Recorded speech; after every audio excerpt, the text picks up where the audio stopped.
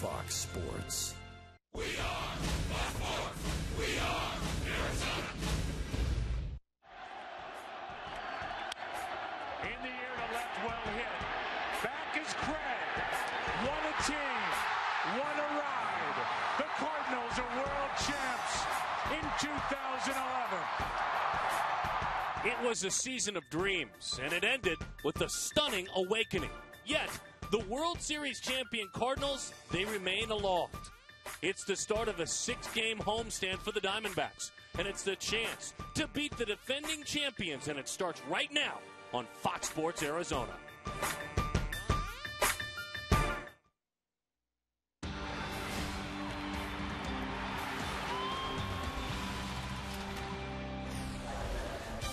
I mean, we coveted these sites. The bottom line, the Diamondbacks on the East Coast for 10 days, dying to get back to the great ending Chase Field. A challenge awaits, though. The St. Louis Cardinals, leaders in the Central Division, come to town at 17-11 against the Diamondbacks. Game 1 of a 3-game series. We have all the action for you on Fox Sports Arizona.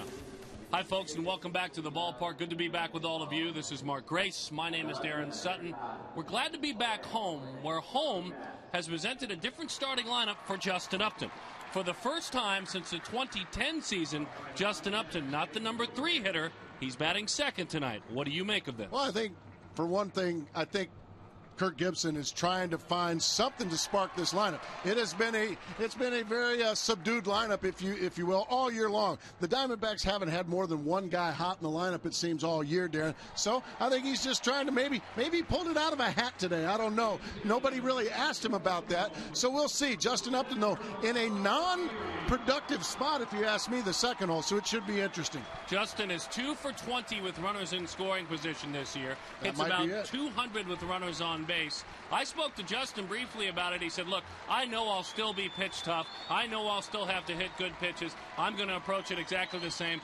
I don't make up the lineup card. Now, making up the lineup card is a new man, Mike Matheny, a very gritty, gutty catcher. He takes over for Tony La Russa, and he's got some hot hitters right out of the gates in St. Louis. Yeah, everybody thought when the St. Louis Cardinals lost Albert Pujols, oh, man, what are they going to do to score runs? Well, everybody else on the team is hitting the heck out of the baseball. The Cardinals lead the league in runs scored. They've got a guy named David Freese. He's only sitting on 24 RBIs here a month into the season. So these guys can hit with or without Big Albert Pujols. This is going to be a big-time test for the Arizona Diamondbacks. We'll find out what they're all about after a 5-5 road trip.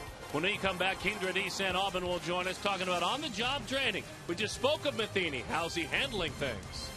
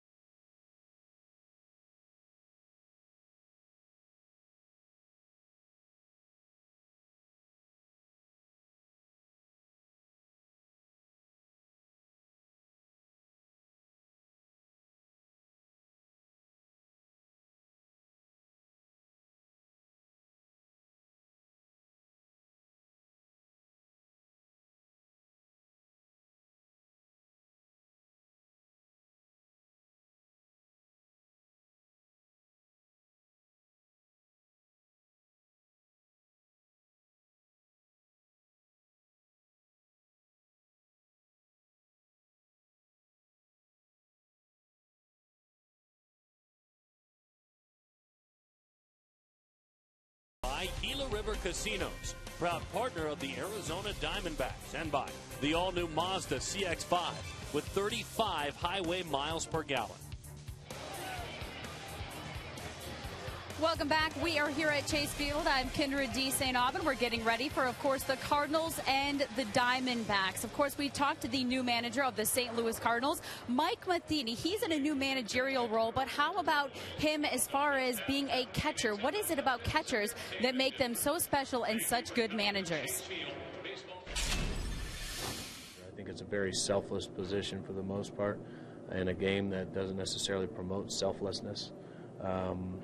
So, especially the kind of catcher I had to do all the little things I felt to stick around, and I think those little things make you think about things outside of your own space.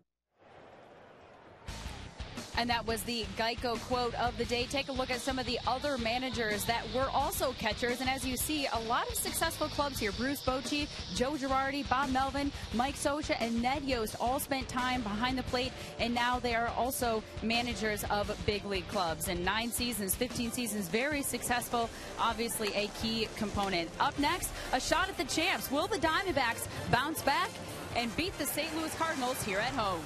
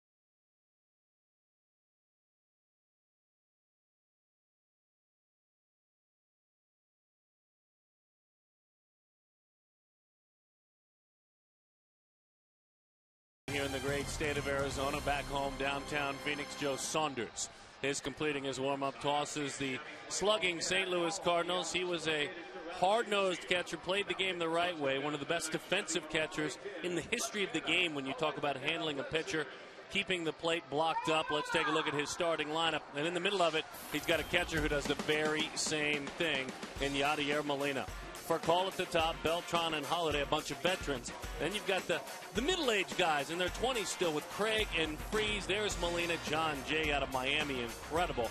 Tyler Green, second baseman, we'll get to know him. Lance Lynn is on the mound.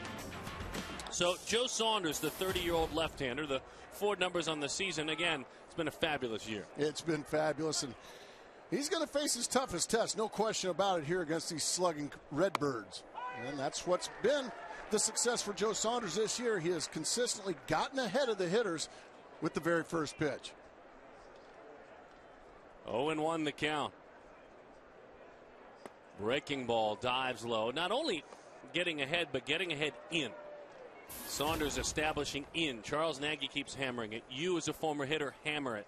how important it is to come into right-handed hitters, because it makes that pitch there maybe a little bit more effective, but not that time. That one is out of there.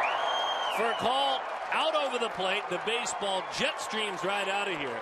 And Rafael Furcal with his second home run of the season. The St. Louis Cardinals lead it by a score of 1-0. 30 career leadoff home runs now. Nothing cheap about that one. That's a changeup, and it's down around the knees, and Furcal just slugs it about 425 feet to dead center field. Joe Saunders in stunned disbelief. Yeah, Furcal knows he got it. Well, it doesn't take long for these Cardinals to flex their muscles, does it? They can homer. They have the highest batting average in the National League. They're a club that is dangerous from top to bottom. Yeah.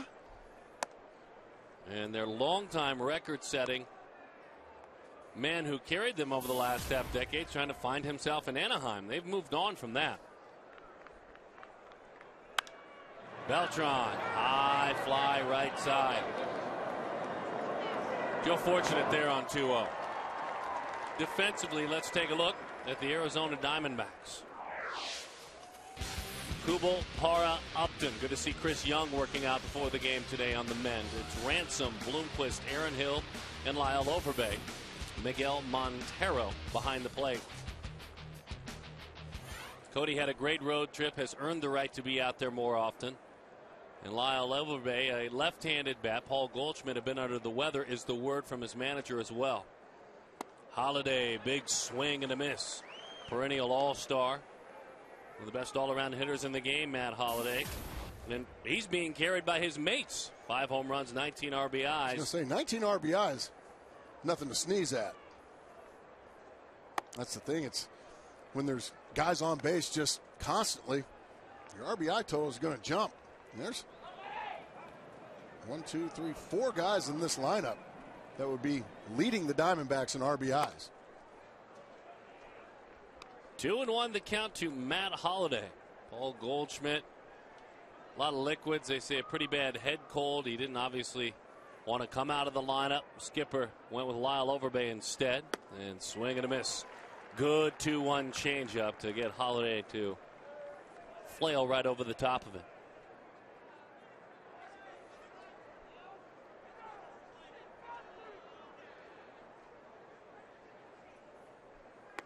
Matt takes low. 3-2 the count. Tried to come inside, tried to freeze him with a fastball in, and pulled it quite a bit inside. Holiday's power all over the ballpark. That's where you see the outfield shaded to the right side. Parra's in right center field, and that one is popped up and into the seats it goes. So Joe, he has been in the National League now for a little while, going back to coming over 2 summers ago. He's only faced the Cardinals once, right around All-Star break last year. He went 5 shutout innings, and it was in a win. Good Again, pitch. he beat him. Let's see, Lyle Overbay feeling out the real estate. He's got it. Very good pitch there by Joe Saunders. He beat Big Matt Holiday with a fastball in. You can see that ball goes right to the inside corner, and Holiday just can't get to it, and he pops it up. Right knee injury cost Alan Craig the first 22 games to get things going. Fractured his kneecap last June. Hit a bunch in his rehab assignment, has been hitting since he came back and was active. Now, without Lance Berkman, it's Alan Craig the first baseman. And Matheny was well aware of that. Craig, when his rehab time, played almost exclusively first base down in Memphis. Bouncing ball hit hard into center field. The Cardinals are swinging at Craig. 7 for 17 off the disabled list. These bats just make a good sound when St. Louis swings them. There's a reason. They're leading the Central Division. That's a high fastball. Well, that makes that sound. You love to hear that sound if you're an offensive player. Not if you're Joe Saunders. Now he's going to pitch out of the stretch for the first time here this evening. Postseason hero last year. Local son and David Freese, and he gets ready to go. 6 home runs, 24 batted in. Fastball up in the zone, and it's chased. 0-1 the count on Freeze. They don't get cheated either, do they? I mean, they're up there swinging them. They're not worried about working the counter. First good thing they see, they're taking a whack at it. Nothing wrong with that.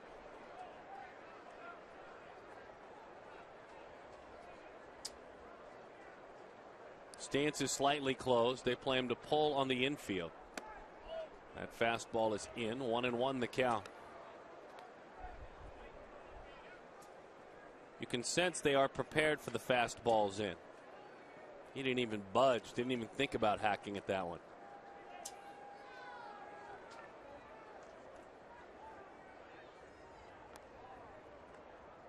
Greg's got a stolen base. The running game will play a part in this series. The Diamondbacks 26 stolen bases.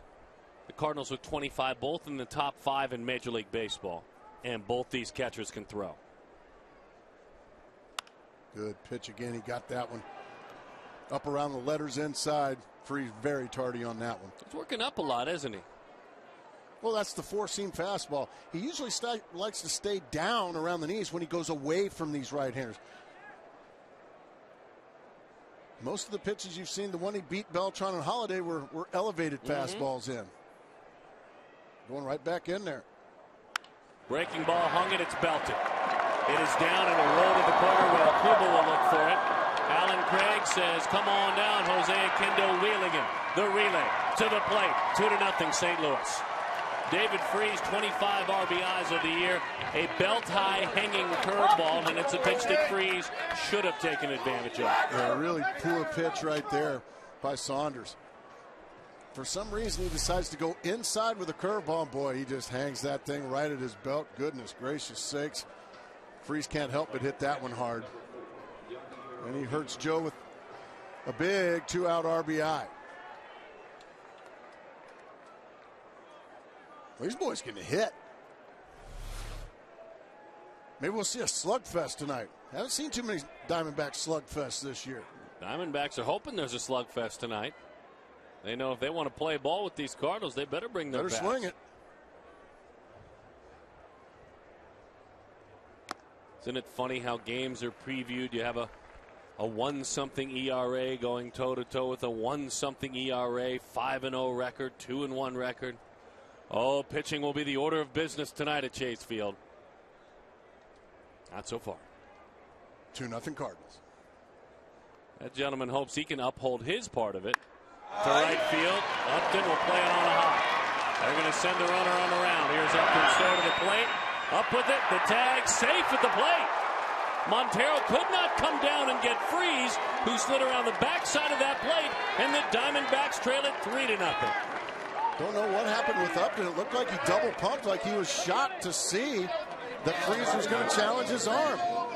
First of all, he played it back. And there you're going to see the play at the plate.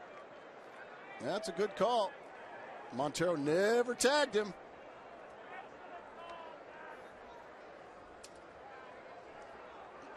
And it's a 3-run first.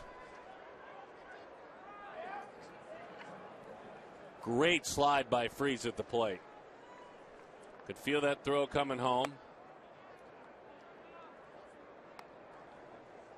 And the Cardinals lead it 3-0. Some run support for Lance Lynn, who has a 1.60 ERA. The 1-0.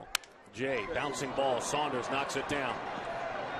Little flip. What a big inning for the St. Louis Cardinals. Goodness, welcome to Phoenix, Arizona. For Call a homer, Craig a single, Freese a double, Molina a single. Lynn, he's the beneficiary of it all.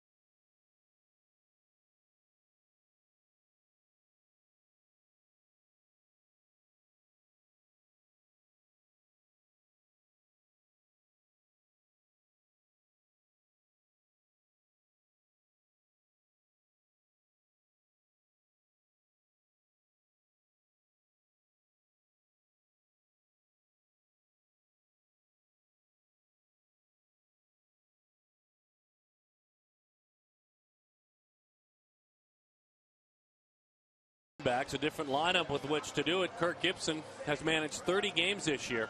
He's had 30 different starting lineups. Sans the pitcher spot, that 9 slot. He's managed to do it again with Justin Upton in the number 2 hole. September 14th, 2010. Lineup brought to you by Mazda. Was the last time Upton batted in that spot. He's a career .270 hitter batting in the 2 spot. Parra, Kubel behind him, Montero. Gibson saying he wanted to move the lefties up. Cody Ransom had a big road trip. Lyle Overbay, Aaron Hill, Willie Bloomquist. It's Joe Saunders. With Upton waiting on deck to face Michael Lance Lynn.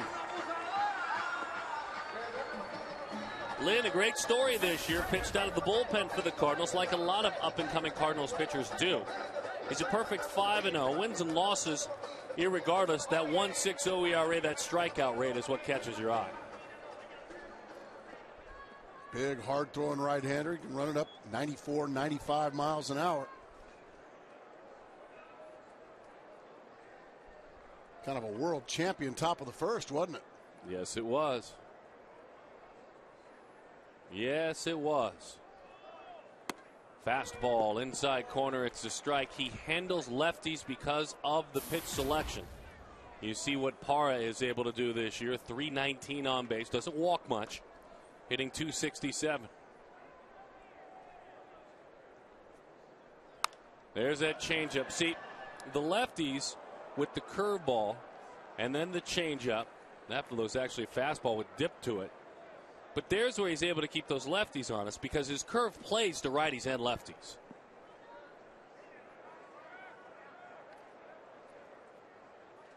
That fastball had good movement. Up in the zone, into right field. Over the head of Beltran. Hustling on around, thinking about 3. Gerardo Parra easing in with the triple.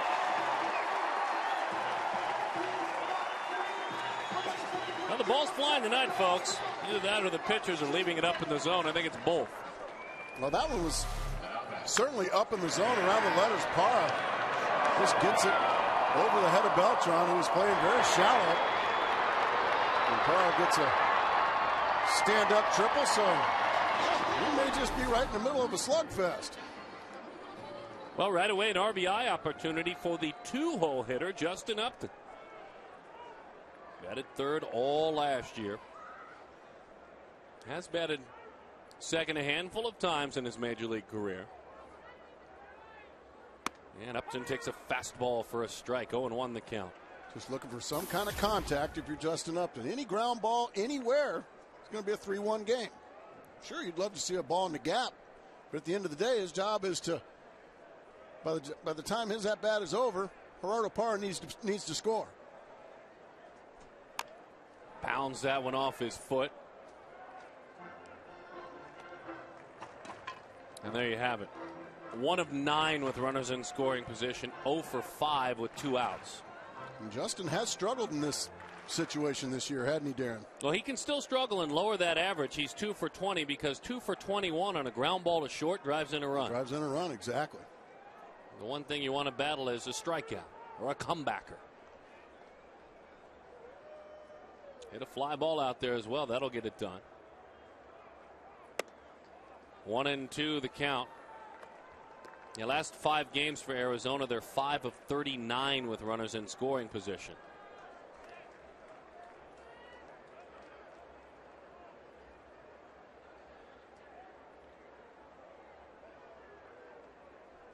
Breaking ball, strike 3. There's that curveball we told you about. It doesn't discriminate. It's rude to righties and lefties. Yeah, Justin gets buckled, and then he's a strikeout victim, so Gerardo Parra stays on third base. I have a feeling something's going to take a good beating down there in the tunnel. Parra hoping to get driven in. Again, same rules apply. Ground ball, fly ball. Only defender that's in is Freeze. He's even with the bag at third. Pours it over the outside corner. 0-1 the count. And did you see the difference between Upton and Kubel and the Cardinals in the first? Well, the first fastball in the zone, the Cardinals were slamming after it. Justin took a fastball in the middle of the plate to fall behind 0-1, and then Kubel took a fastball for a strike.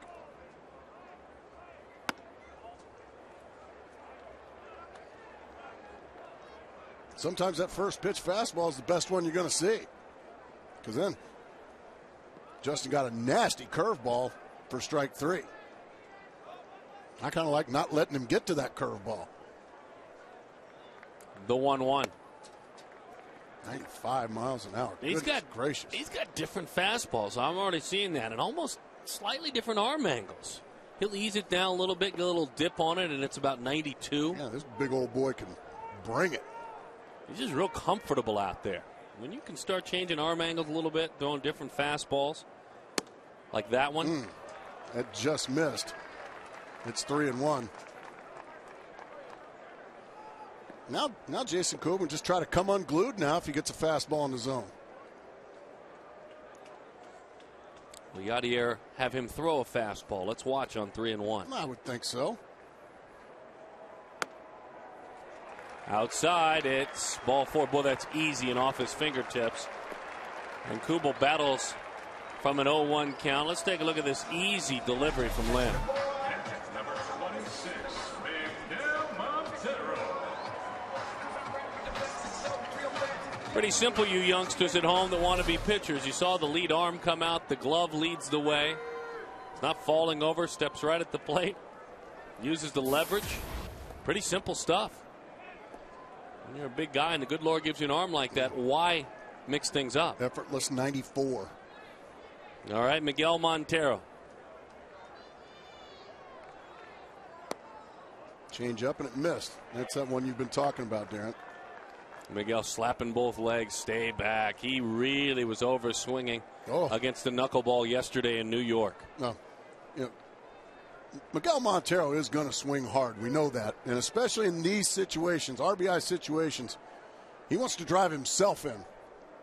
Right now, you take just driving Parra in. Missed with another changeup, 2-0. Miguel last out of the ball game yesterday. Looked like a ball that he got under. He thought he had hit it out, and to quote him, way out. The bench thought he had hit it out, way out. Didn't look like it from up high where we were sitting. Where we were, it came up a good 10, 15 feet short, didn't it? 2-0 the count. Curveball. He's going to nibbling. He's digging himself in a hole now. Well, now you give Miguel Montero the green light. He's gone 3 off-speed pitches out of the zone. Now you give him the green light and go ahead and let him swing it with bad intentions and try to tie the game up here. Already a home run this year on a 3-0 count. Arizona, the best 3-0 hitting club this year and last year. A 3-0 breaking ball. It almost looked like he was pitching around Kubel. And there it looked like you don't see many 3-0 breaking balls. Pretty good one, too, for a strike. Well, if you can command it, it's not a bad idea. These teams do their homework. They know how often the Diamondbacks will attack on 3-0. True. Especially a Cardinals club. They're going with a changeup here, Darren. There's that big swing. Goodness, Miguel. 3-2 the count. Gotta just try to make contact. And it's a good changeup. Boy, really swinging hard.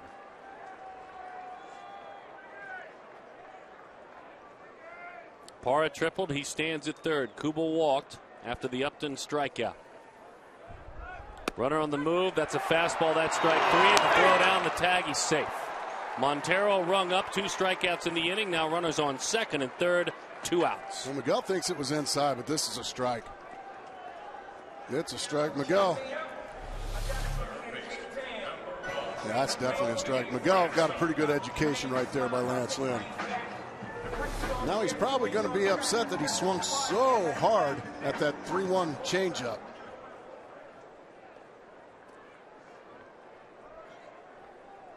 So Parra remains on third base. Jason Kubel steals second, kind of surprisingly. Does the journeyman minor leaguer have to bail him out again? Let's see if he can. Cody Ransom had a great road trip. Swing and a miss. 0-1 the count. His 7 RBIs on the road trip, more than any other Diamondback. His 3 home runs on the season match Justin Upton's total. And he's done all that in 9 games. But this is a tough matchup here. Breaking ball, and the count is 1-1.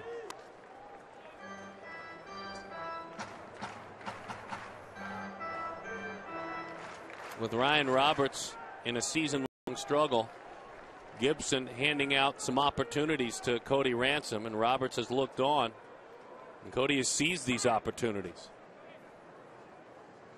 He's 36 and has played in almost virtual anonymity in the major leagues in his brief time in the big leagues. Not this time. Never had more than 80 at-bats in any major league season. Breaking ball, topper, and it's foul. That's that slow curveball. That one he hung.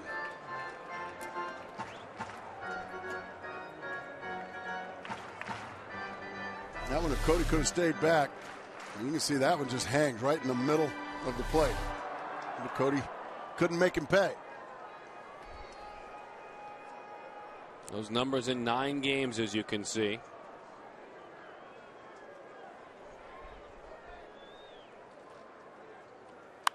Spoils a good fastball. Very good fastball from Lynn there, and very well placed. Boy, what a punch to the gut this would be after a leadoff triple. To not be able to plate him with the middle of your order. Upton, Montero. Now it's up to Cody Ransom.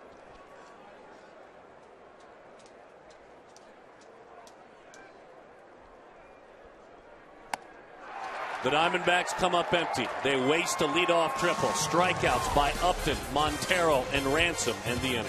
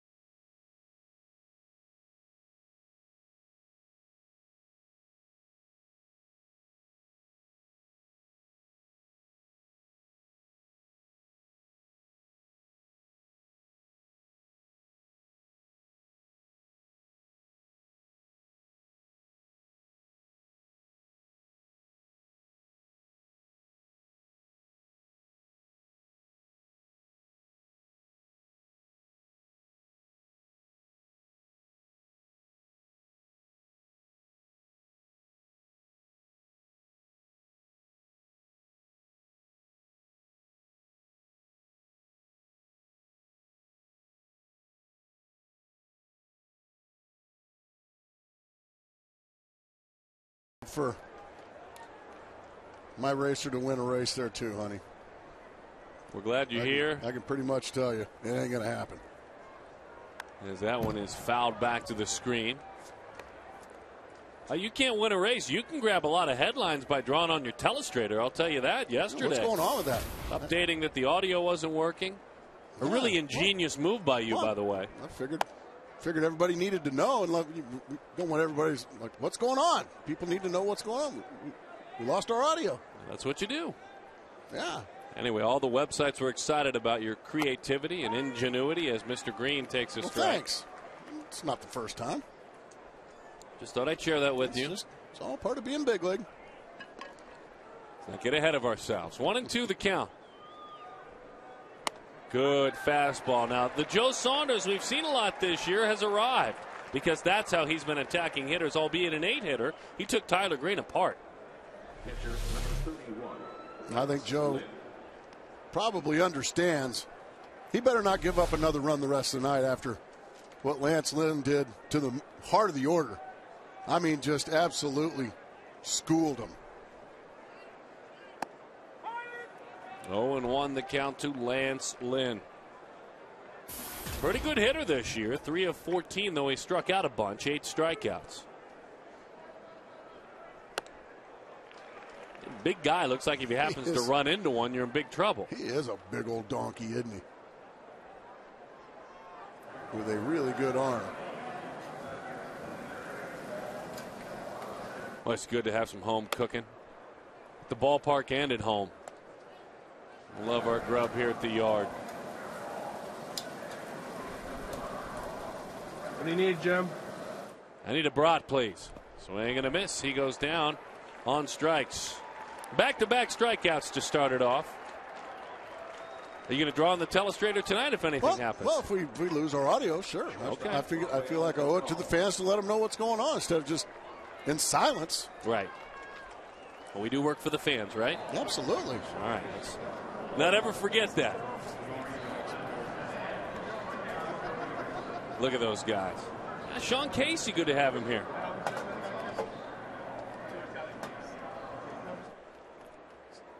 Is that Hungry Hill? That's Hungry Hill. That's a big league sandwich down there. 0-1 the count on Furcal. He's now got an 8-game hitting streak. Pitch is high. 1-1 to Rafael Furcal. Had me a big league Hungry Hill sandwich for dinner, and then also cactus corn, the best popcorn in the major leagues. Chase is up. High pop up. More dietary choices in baseball when we come back to Chase Field. That's a big league sandwich right there, folks. That was a quick inning. Yeah, good. I think Marguerite's getting hungry again.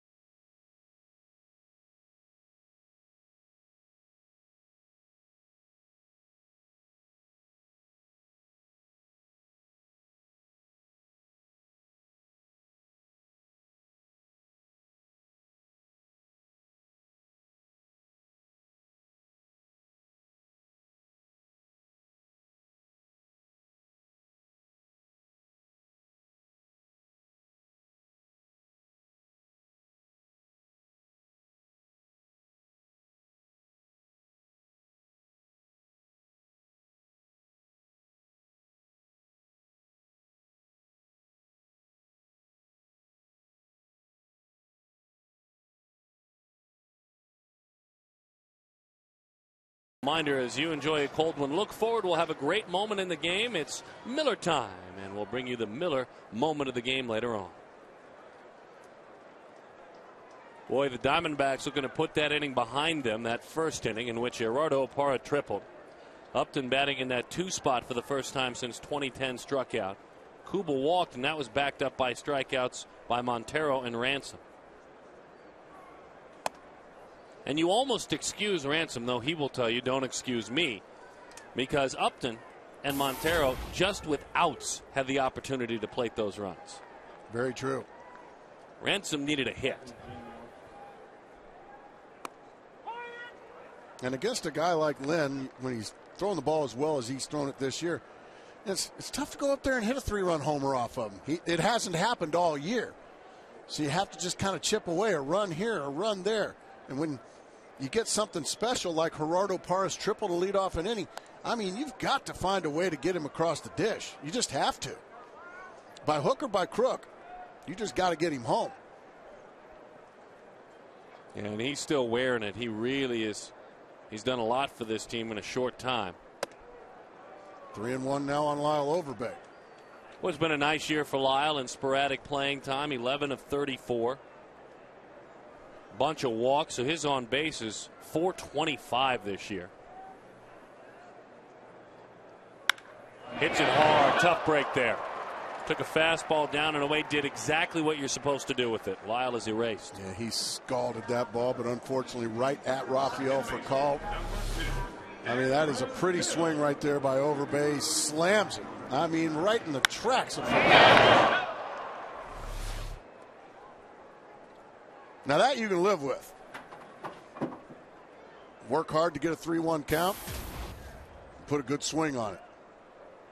Sure, it's frustrating. We can live with that. So now Aaron Hill. Fastball misses away. 1-0 the count. 4 home runs for Hill on this season. 12 batted in. He's walked 12 times this year. So that one is away. Don't forget, anytime the Diamondbacks score 6 or more, Taco Bell gives away 3 free tacos with a large drink purchase from 4 to 6 the following day. Lance Lynn now has been behind a lot.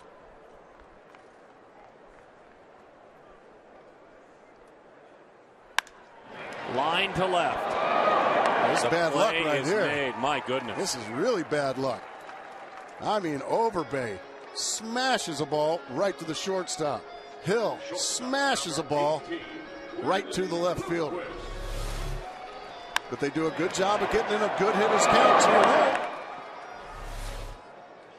Just tough luck right there.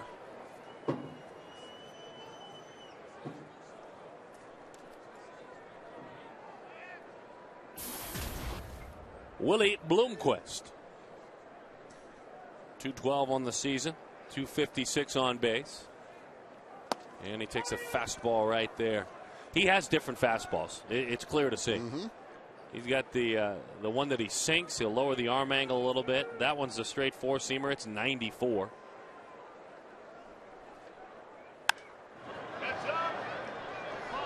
The Cardinals defensively, with Holiday, Jay, and Beltran in the outfield. Freeze for call, Tyler Green, Alan Craig, a new first baseman with 4 consecutive Gold Glover, Yadier Molina behind the plate.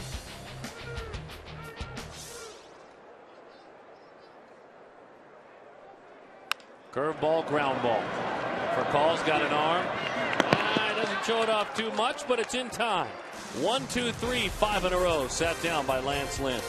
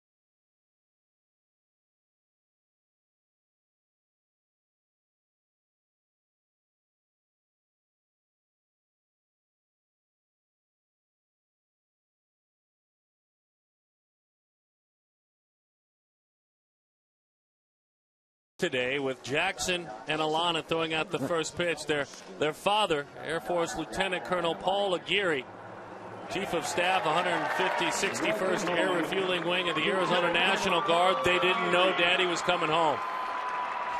And there he was, a surprise for the ages. Dad is home. Dad joins us in the broadcast booth. Jackson and Alana are here. And first of all, welcome home. Thanks for being here, guys. Thank you. I appreciate this. This is so generous, so gracious of the Diamondbacks to be a part of this. And for you, how did this all come together? We know you've got a good relationship. We're fortunate through Fox to have a good relationship through the Diamondbacks. How did this idea come together? Well, I've been to every opening day game and every last game here, including Game 7. And even the playoff losses. So I've been to every single one. And the kids, since they've been born, also have been here. So I shot a note over to Diamondback, said, hey, we missed the opening day. I'm hoping maybe we could do something here. And really, Derek Hall and the Diamondback staff, they just took this and ran with that idea. And next thing you know, we're out here doing this, and it's really cool. There's the boss down there that came up with the idea. Certainly always open-minded to things like that. And now, for you, I'm sorry, go ahead, I Aaron. apologize, you came home from Afghanistan. Explain your situation. Well, yeah, I was there since last October, so I didn't have Christmas and Thanksgiving and Alana's favorite, Valentine's Day. But so I was there for the last about 8 months, and I got back on Sunday, but because the Diamondbacks had this great idea, I've kind of been in hiding till tonight to see them and stuff. So I hadn't seen them. I've been back a little bit over a day, and then, but I got to see them tonight, and that was kind of cool. The 3-2 pitch to Beltran is a high drive left. Looking up is Kluber way out of here. Carlos Beltran, his 8th home run of the year. The Cardinals add on. 4-0 is the score. A no-doubter for the switch hitter.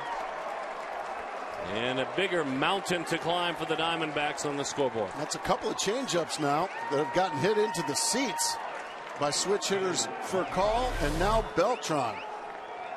3-2 changeup stays belt high right down Broadway. And Beltran smashes it a long way. And you can see the reaction of Joe Saunders. He knew he gave up a long one, and that was a long one. Well, this isn't much fun so far, is it? No. This is my opening day right now, and I didn't see the first day put up on the board, but that's all right. It's still early. Alana, that was a really good pitch you threw. Was that fun? Was it fun when you threw that first pitch? You can talk into my microphone. Talk into his microphone. See? That's a microphone right there. Just holler at it. Say, was it fun throwing the first pitch? Yeah. That girl. How about you, Jackson? Yes. He leans in. Very good stuff. That one is belted. That one is deep. Going back is Kluber. Goodbye, baseball.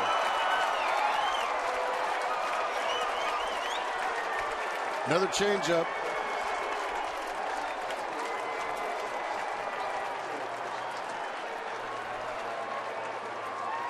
And for a Holiday, that is 6 home runs. That is 20 RBIs. Alana, we are pulling for Arizona, aren't we? These guys are making it tough on us tonight.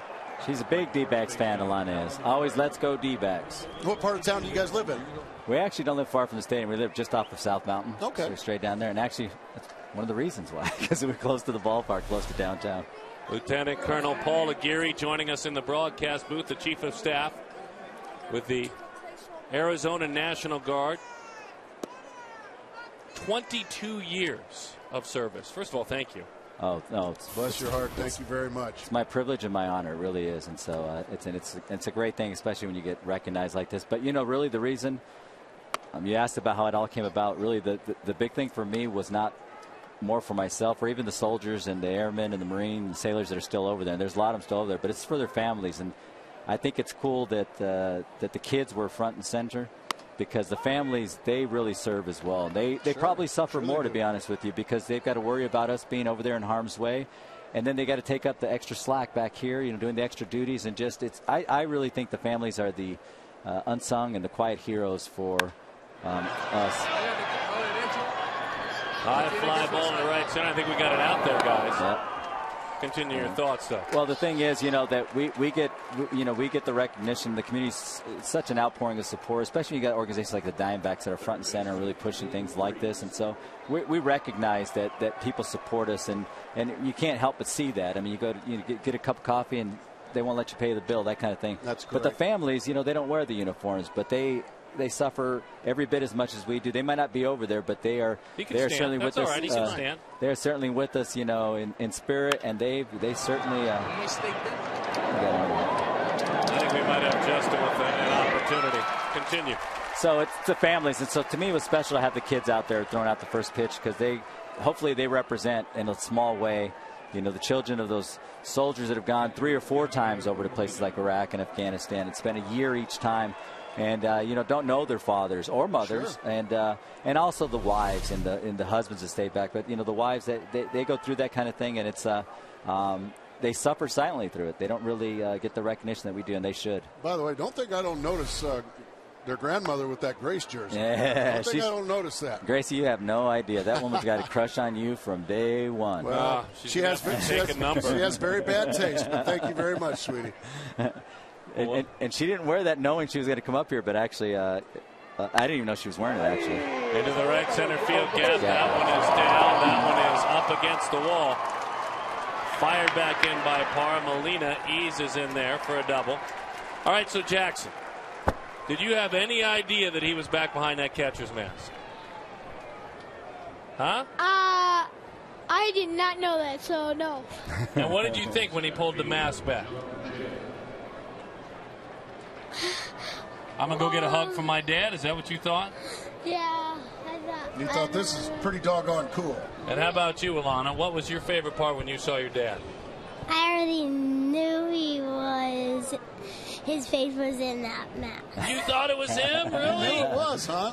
Can't fool you, can That's they? great. There's nothing wrong with that. Next Thursday, but he tricked us. He tricked you. Okay. But now he's here. I know. That's good. And what grade are you in? What grade are you in? I'm in kindergarten. And what grade are you in? First grade. First grade. Where do you go to school at, Jackson? Eagle College Prep Elementary School. Attaboy. And you're at the same place? Where are you at school? Yep, she's at Eagle College. And what's your teacher's name? Miss Rubio. And are you a good boy? Yes. Are you Miss good? Hoffman. Miss Hoffman. Are you nice to Miss Hoffman? Yeah, but she was sick today, so she did not come to school. Well, well soon, Miss Hoffman. Very good stuff. Lieutenant Colonel Aguirre joins us up here. Surprised his youngsters coming home when they threw out the first pitch. Can't beat this, can you? No, I'll never forget this. This is I'm telling you, I couldn't have been a bigger Diamondbacks fan before this, but now I'm speechless at what the whole thing was. I'm surprised I didn't break down the second I saw him, because I almost did. I almost started crying when I saw them, and I said, I'll just leave the rest of the building to do that, because everyone else up here was. Honestly, like Darren and I, and we're so fortunate to be able what we do, and we just got back from an 11-game road trip, and man, we were just like, gosh, I can't wait to get home. You want to see your children, Sure. So honestly, we've got it easy compared to what you have to go through. Well, but it's our privilege to serve, like I said, and it's really the families back here that they don't get the accolades, so to speak, but they certainly go through the same experience with us. That's for sure. Chopper out to third, fires it on across. Lieutenant Colonel Aguirre, welcome home. Thank you very much, We want to Darren. thank you for your service. Guys, Dad's best home. hometown Say goodbye to broadcasting booth everyone. there is, right here. Goodbye. What do you say? Goodbye. Yeah, look at you guys. Look, we're hugging on TV. Look at that. What happened to Dad's cap? I had Gomer Pyle all of a sudden. It's awesome.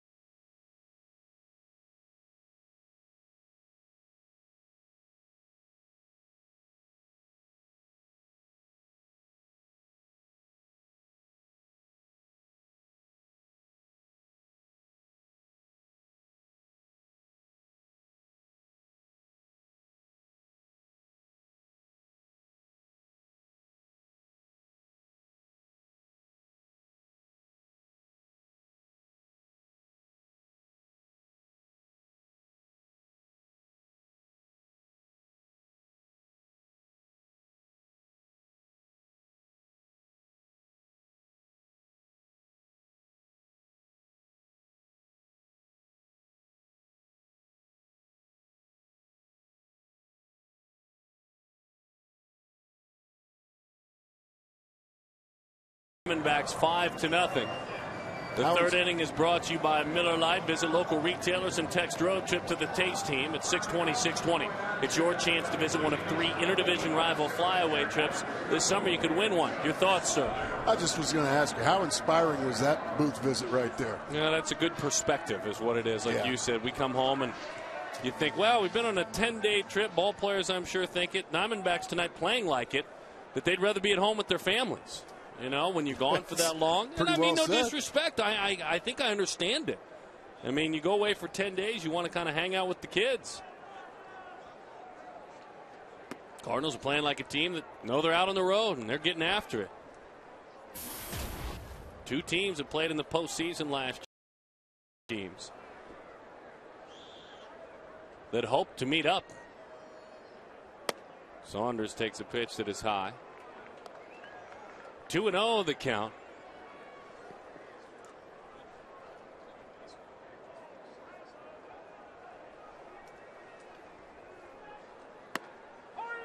Two and 1 the count to Saunders.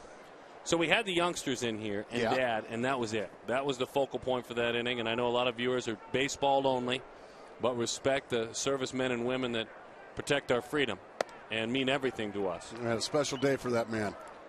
So we didn't really focus on the baseball during that half inning. And that's as it should be. Now, to go back, those are a couple of tape measure blasts. I mean, those are 2 balls that are crushed by Beltran and Holiday. Mistake pitches? Were they mistake pitches? Change-ups. All 3 home runs that these right-handed hitting Cardinals have hit tonight have been on change-ups.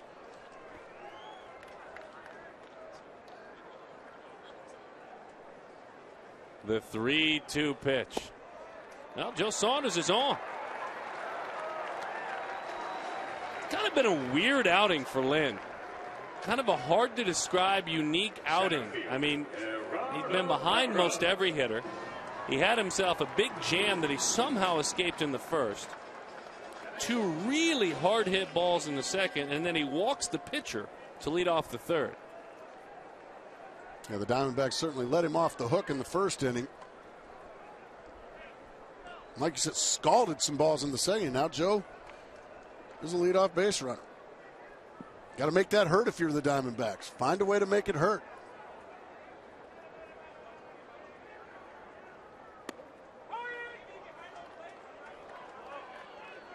Good dip and dive on the fastball to Parra. Now he tripled in the first. He opened the ball game up, sailed it over the head of Beltran, who was playing very shallow for Parra. And boy, at third, Freeze thinking Parra's a guy who picks up bunt base hits, so he's way in as well. Not really much of a bunter as Parra. He'll try it every now and then.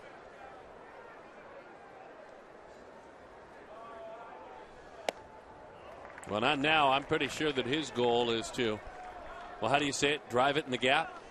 Absolutely. That's what the skipper wants. They're going to have to drive about 4 or 5 balls in the gap here over the course of this evening. And you're hoping with a couple fellas on base.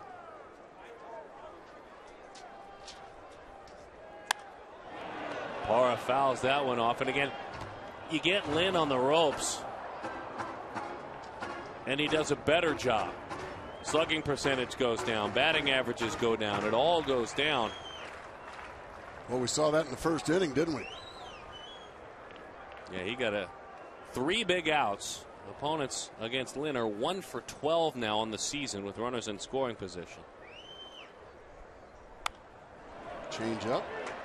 Pretty good change up, too. Parra did a good job just to spoil that pitch. Certainly a pitcher's pitch. Good to be back home where a fan will cheer you and a beverage is only $4 for a cold beer. Can't find that in any other ballpark. Curveball is outside.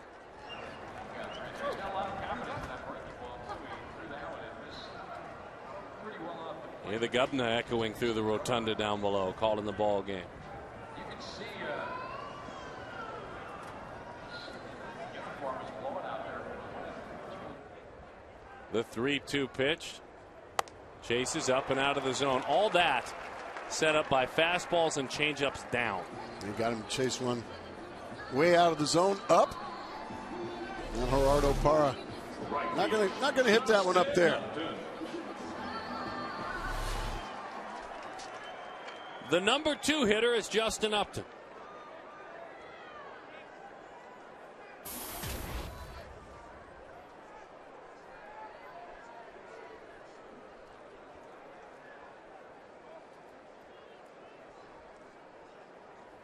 It's funny when Lynn, as he pours that one in there down the middle to Justin. Well, taken all the way. Lynn got his first major league starter opportunity last June. San Francisco knocked him about. 5 earned runs in 5 1/3 innings. He's given up 7 earned runs as a starter in 38 2/3 since. Curveball belted. Easy chance, settling under it is the center fielder, Jay. Got it down off the end of the bat. And Justin is a flyout victim. Batting second tonight, he is 0 for 2.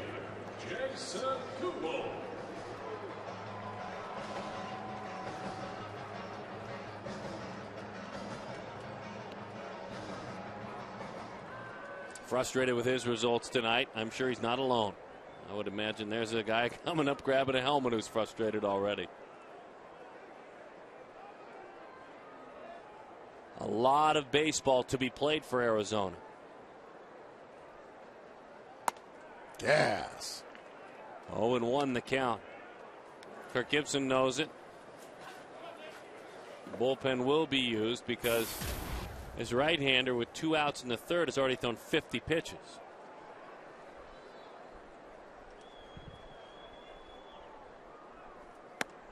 Well, what a pitch to the inside corner.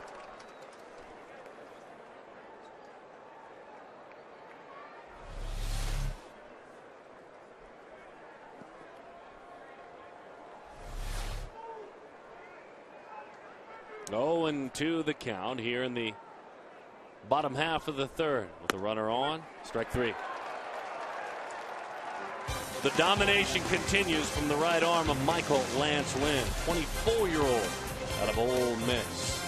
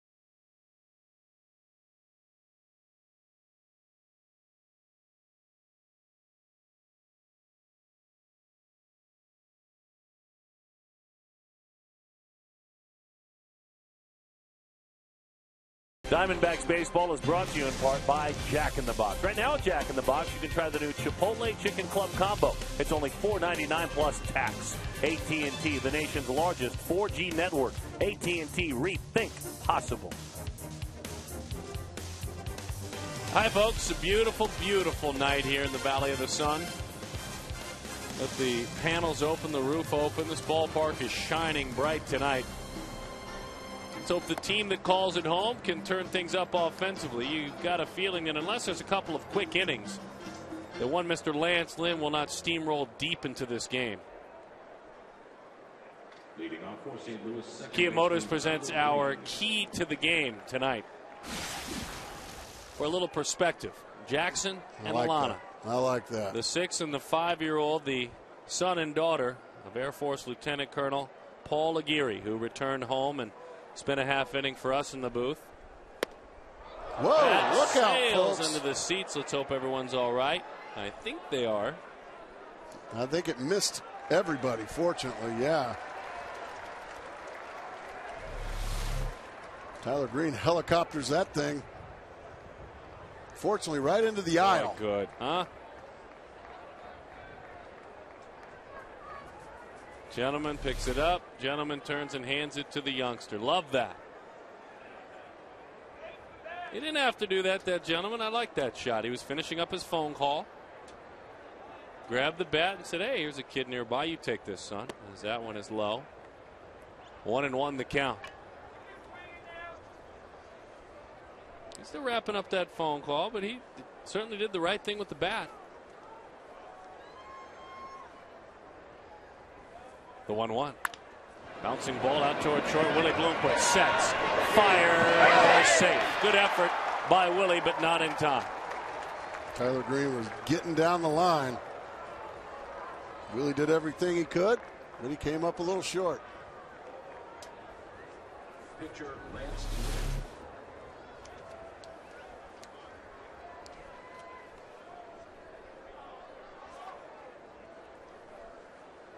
And a good call over there by first base umpire Tim Welke. Lance Lynn will look to drop down his first sack bunt in the big leagues. Pushes that one. Miguel Montero's looking lead runner. Miguel trying to do too much. Boy. Didn't really have a play at all, even if in fact he made an accurate throw, trying to erase 5 runs at once. Willie has stumbled up out there as well, so he is uncomfortable with something. Just a play that went awry from the moment that it was dropped down. Yeah, the only plays at first. Exactly. Once that ball is popped that high into the air, there's really no play. Tyler Green runs very well. There really isn't a play at second base.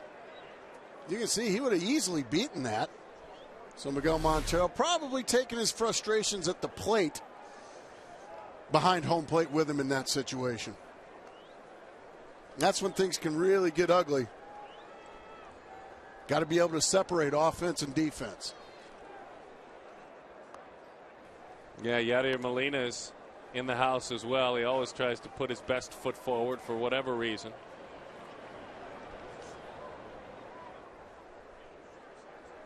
Fielder's choice and an error on Montero. And here is Rafael Furcal. Hit his 30th career leadoff home run. As that one is low. 1-0 the count. An interesting and a fun list of the top 4 or 5 in leadoff home runs. A real fun list, actually. Big swing, shallow center. Here comes Parra. Texas Leaguer, runner come on down. The throw to the plate, the slide, the tag in time. Slides in safely. And another run and a Texas Leaguer there by Furcal. And his second RBI of the evening. And now Carlos Beltran. 6-0 Cardinals.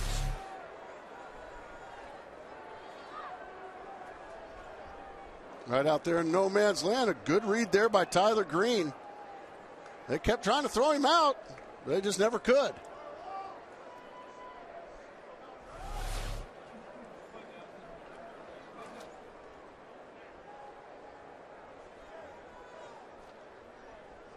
Carlos Beltran. Big swing. It's a mile high infield fly. And he was out when he put it in the air, but they play it. And Beltran is erased.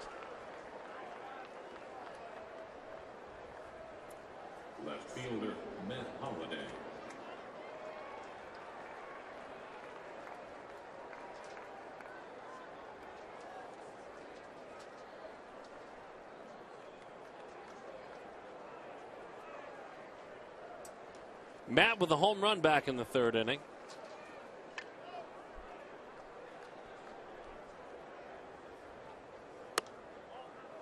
Well, you go back the last 8 years or so, Holiday. You rank him in the big leagues batting average. This is a .316 career hitter as Ziegler warms in the pen. One of the best hitters in the National League in that time. Albert switched to the American League. He's got a better average, but that's it. For Holiday, this is the long ball. That's a changeup. That changeup went a long, long ways. 3 changeups have left the building tonight.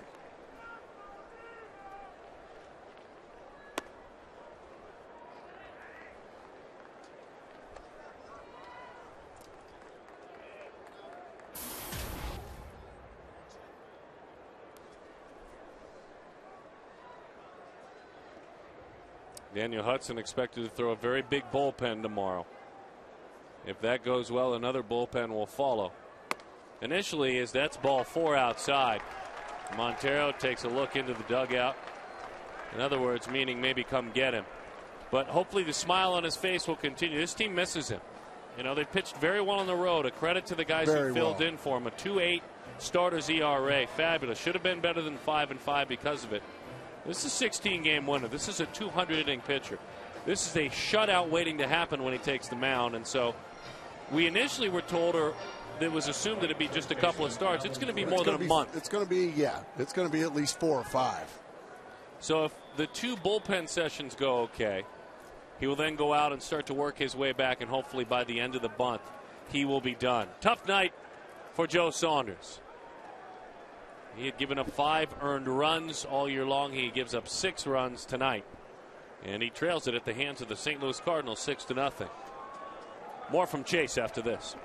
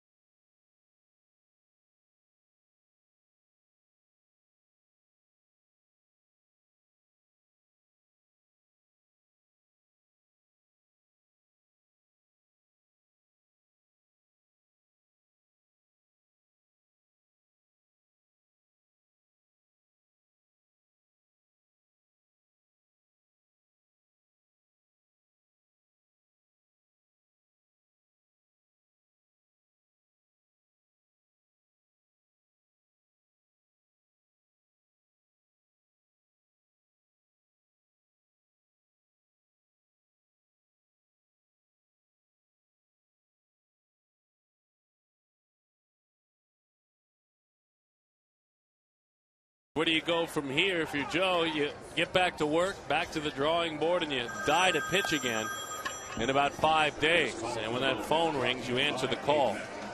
Tough one tonight, though. So Brad Ziegler, a 1.64 ERA. He's done a nice job with inherited runners, and he's got a couple out there. Let's hope he can keep it up. He inherits quite a mess. Down 6 with the bases loaded and only 1 out.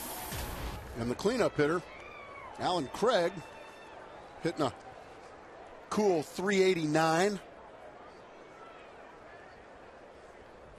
Trying to induce that double play ball and keep the Diamondbacks' hearts beating here.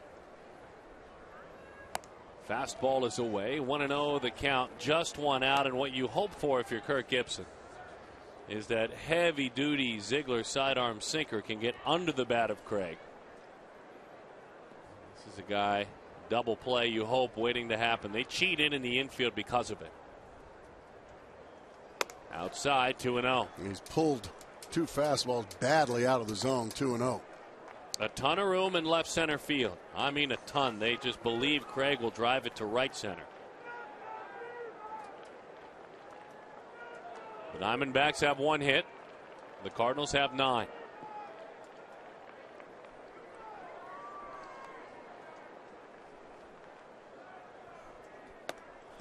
Pulled it badly again. I mean, all 3 of those fastballs from Ziegler have been over a foot outside. You're going to have to find that release point and find it quickly, or it's going to be 7-zip.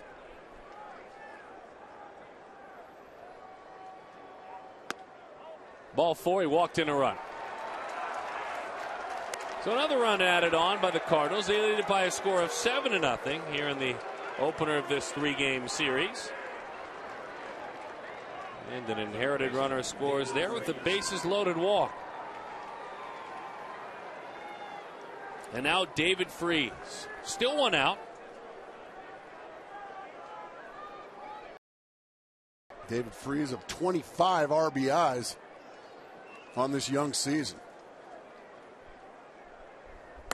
Inside. He's missed with 5 wide ones. Now Miguel Montero going to go out and remind Ziegler. Probably need to put something in that strike area there. 5 wide ones so far.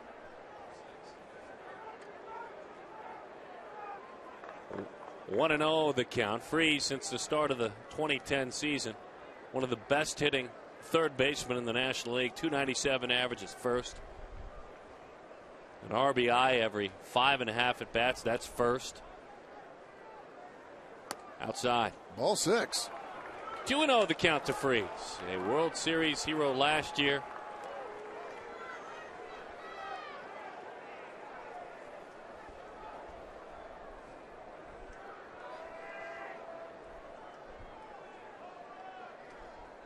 Here's a strike. 2-1 the count.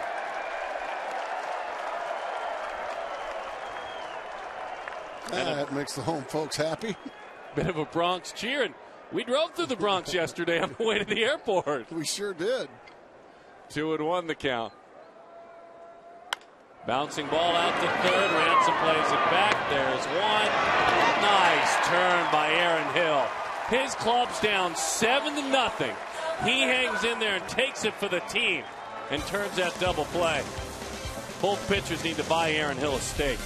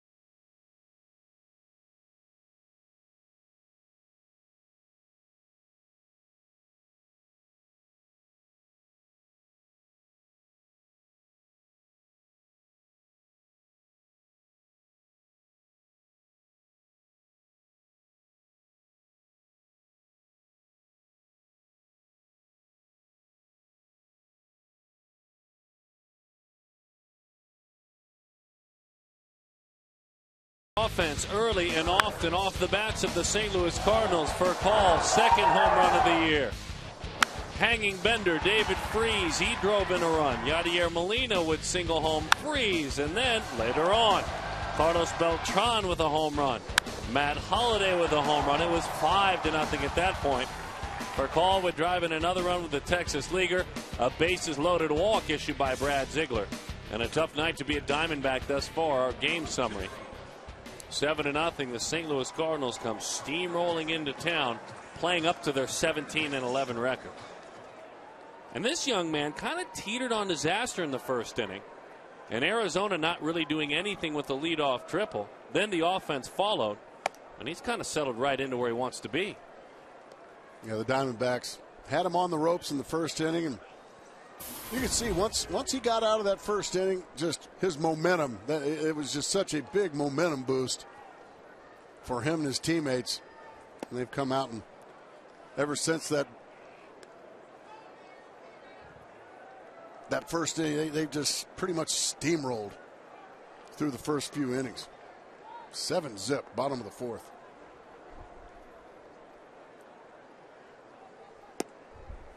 Pitch is low, 3-0, the count to Miguel Montero.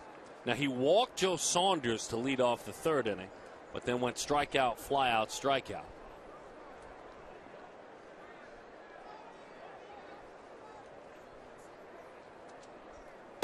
And that one is up and inside. Kendra D. St. Aubin with a little more on Lynn and how he's able to dominate in a very unique way. Kendra, what do you have for us? Well, the manager, Mike Matheny, basically said, hey, are you going to be worried about teams figuring Lynn out now that they're seeing him more often? Obviously, he came from the bullpen before. He said, you know what, we're going to stay the course. He's just going to do what he does. But maybe that has to do with the different fastballs that you were talking about, Darren. That's what made me think of it. Maybe those different fastballs that you're seeing is part of him adjusting as teams are trying to figure him out. Kendra, well done. Thanks for joining us this week. Part of our broadcast team, also part of Arizona Sports 620's broadcast team as well. Helping us out. And good stuff. Yeah, Matheny understands pitchers. I mean, for me, having a guy like that as my manager would be kind of like having a second pitching coach as my manager. Probably, as well. Yeah.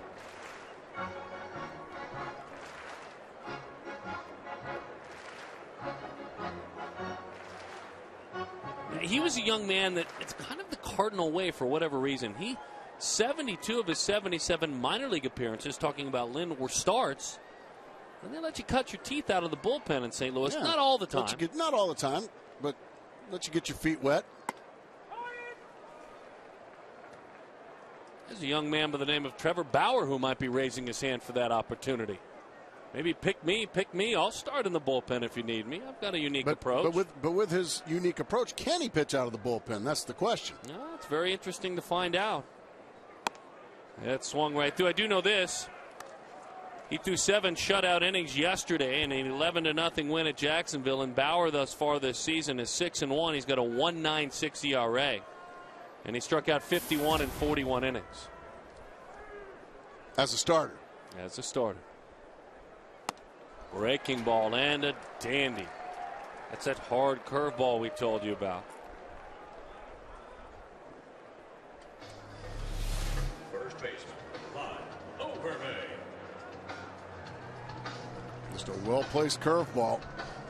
And then ran some strikes out for the second time this evening.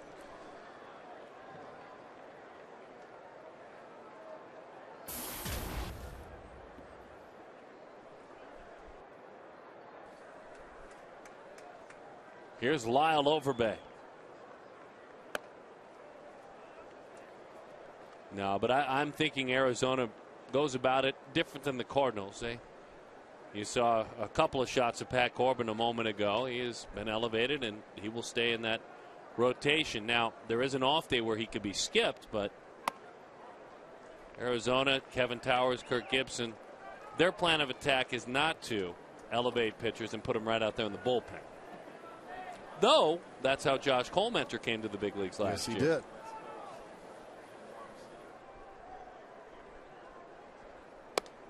That pitch is up and in. Kevin Towers, I'm sure, got the report because Mike Bell, who runs his minor leagues, is sitting right next to him. Good man, Mike Bell. that Tyler Skaggs went 7 innings tonight. Didn't give up an earned run and struck out 7. What? So Skaggs pitched well. There are some arms down there. Don't want to forget Archie Bradley. Doing a great job in South Bend. Big Archie throwing gas. I want to make sure we make it clear that he's in South Bend. Don't want to get reprimanded. 3-1 the count. Let's check on Archie. Outside. This is just, I don't know how to describe this outing tonight. Best way would be maybe to watch it somewhere. How could I do it if I'm not in person? Well, I'm glad you asked, Darren, because if you're hitting the road, take the Diamondbacks with you. Fox Arizona's coverage of the Diamondbacks. It can be seen right here. I'm going to start over. Take Fox Sports Arizona's coverage of the Diamondbacks with you this season. Subscribe to MLB.TV today to see every Diamondbacks out-of-market game live online on your favorite devices in HD quality. Visit DBacks.com to order and get more details. MLB.TV. Oh, unlike me, it's everywhere. That was a good read. That was about as bad as it gets. People get it, though. It's kind of fitting with this ball game tonight. Breaking ball in a dandy, a good first pitch strike. I have an idea. Next time they hand you one of these long, and they're very important. It's nice to know how you can travel. But hand you one of these long ones, why don't you just write all the words on the screen? Just write out down all, just illustrate the whole thing. Might be easier. Breaking ball is rolled foul. 7 3-ball counts. How do we sum up Lynn's night? I don't want to say weird. Weird is right. Yeah, 4 walks. Like you said, 7 3-ball counts. He's walked 4 through 3 1/3. He's only given up 1 hit. That was the first batter of the ball game. Gerardo Parra, triple. Stranded him by striking out the side. But yeah, he's kind of been hot and cold tonight with his command. Got a big Diamondbacks fan just dropped us a note watching in Georgia. Staying up late with us, Willie, big Diamondbacks fan, checking us out. And we appreciate his loyal following. Chopped foul at home plate. And the count is no balls and 2 strikes.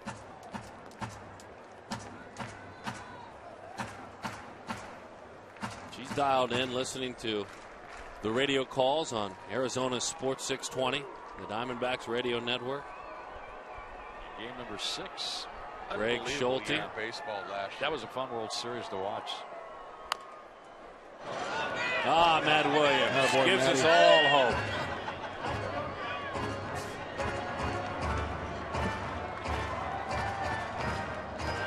Matty wants to wave someone home.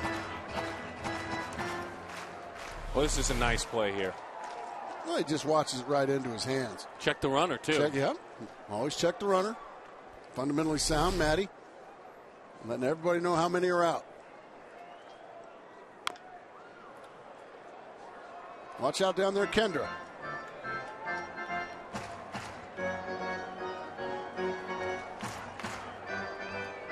The Diamondbacks, 5 of their last 42 with runners in scoring position.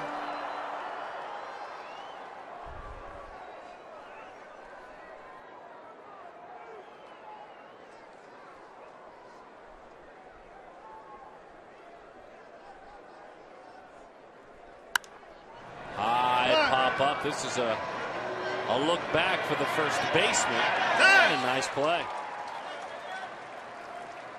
Now left fielder by trade. He's handled first base just fine. So 2 outs in the inning. Going to give Willie Bloomquist an opportunity here with 2 outs.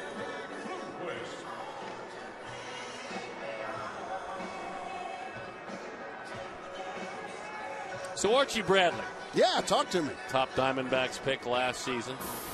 Picked right behind Trevor Bauer. He's pitching in South Bend. He's got 6 starts. He's 4-1, a 2.03. In 31 innings, he struck out 34. A very good year so far for Archie Bradley. About 10 strikeouts per 9 innings. Just can't forget him.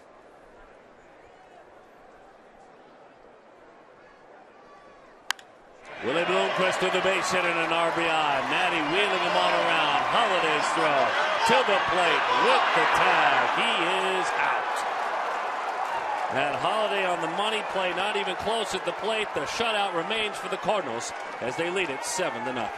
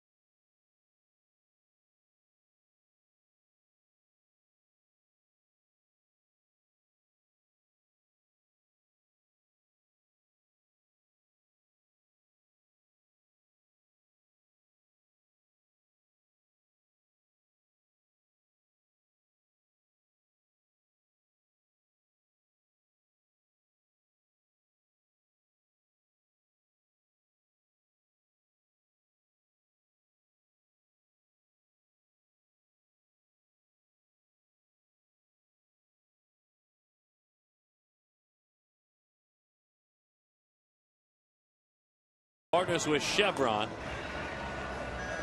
There's our buddy.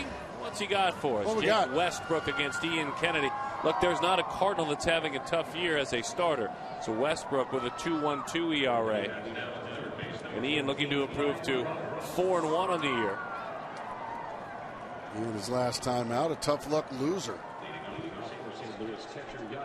Boy, isn't that kind? That's great. That is great. Thank you. Good to be back home with our faithful Arizona Diamondbacks fans. And Yadier Molina went around on that one. And the count is 0-1. 7 runs and 9 hits and no errors for the visiting St. Louis Cardinals. No runs on 2 hits and an error for the Diamondbacks.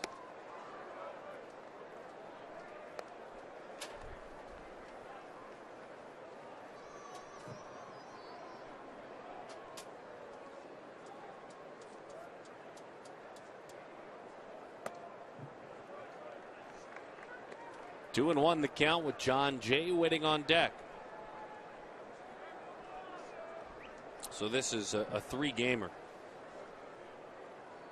That one is wide.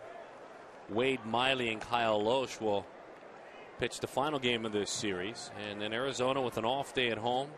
We hope to see you for any of the Cardinals games or over the weekend with the Giants visiting. In on the hands, a 3-1 swing. So our Nissan text poll is an interesting one. What do we got?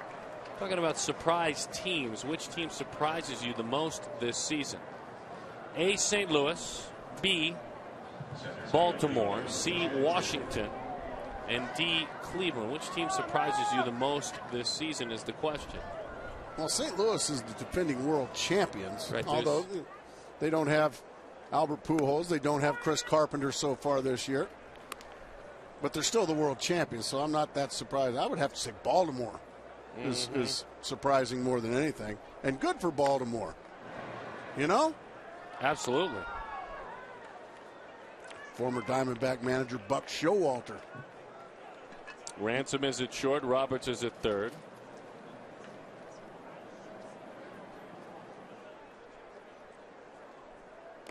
That one is low.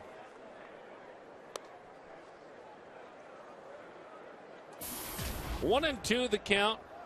This guy's a surprise this year. 383 to open. How about the season. that? Golly.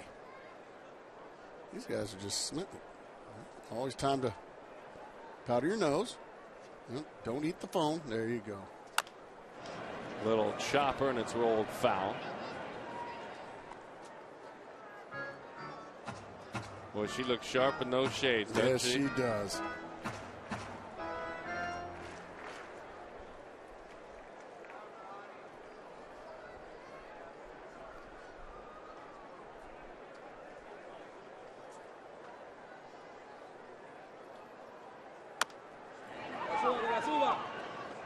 So we'll do it again. A ball and 2 strikes to count on John Jay. Well, I would imagine 2 of the teams closest to the nation's capital, one in the nation's capital and the one closest in Baltimore, would be the 2 biggest vote getters. Probably. I mean, with what Washington has accomplished, the courage to promote a 19-year-old. Interesting doings on the Sunday night game last night. Yeah, did you see that? You're talking about Bryce Harper, right?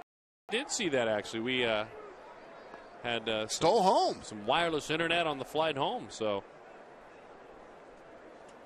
he stole home after he was hit. He moved to third on a single. This is the pitch from Hamels. He, after the game, admitted he did it intentionally. He has since been suspended for 5 games. Boy. Belted, base hit right field. Jay's going to hustle. Upton's going to scoop it up and keep him there with a long single. That was a 385 swing coming in, or 392 swing, whatever it is. Well, that was pretty. He ripped that. Second baseman Tyler Green. Nationals GM Mike Rizzo didn't have too many complimentary things to say about Cole Hamels, did he? No, he was basically saying that it was to summarize, a gutless act and kind of a false tough guy. False tough guy. A fake tough guy. Mike is great, and he is an impassioned leader, and he cares about his players, certainly.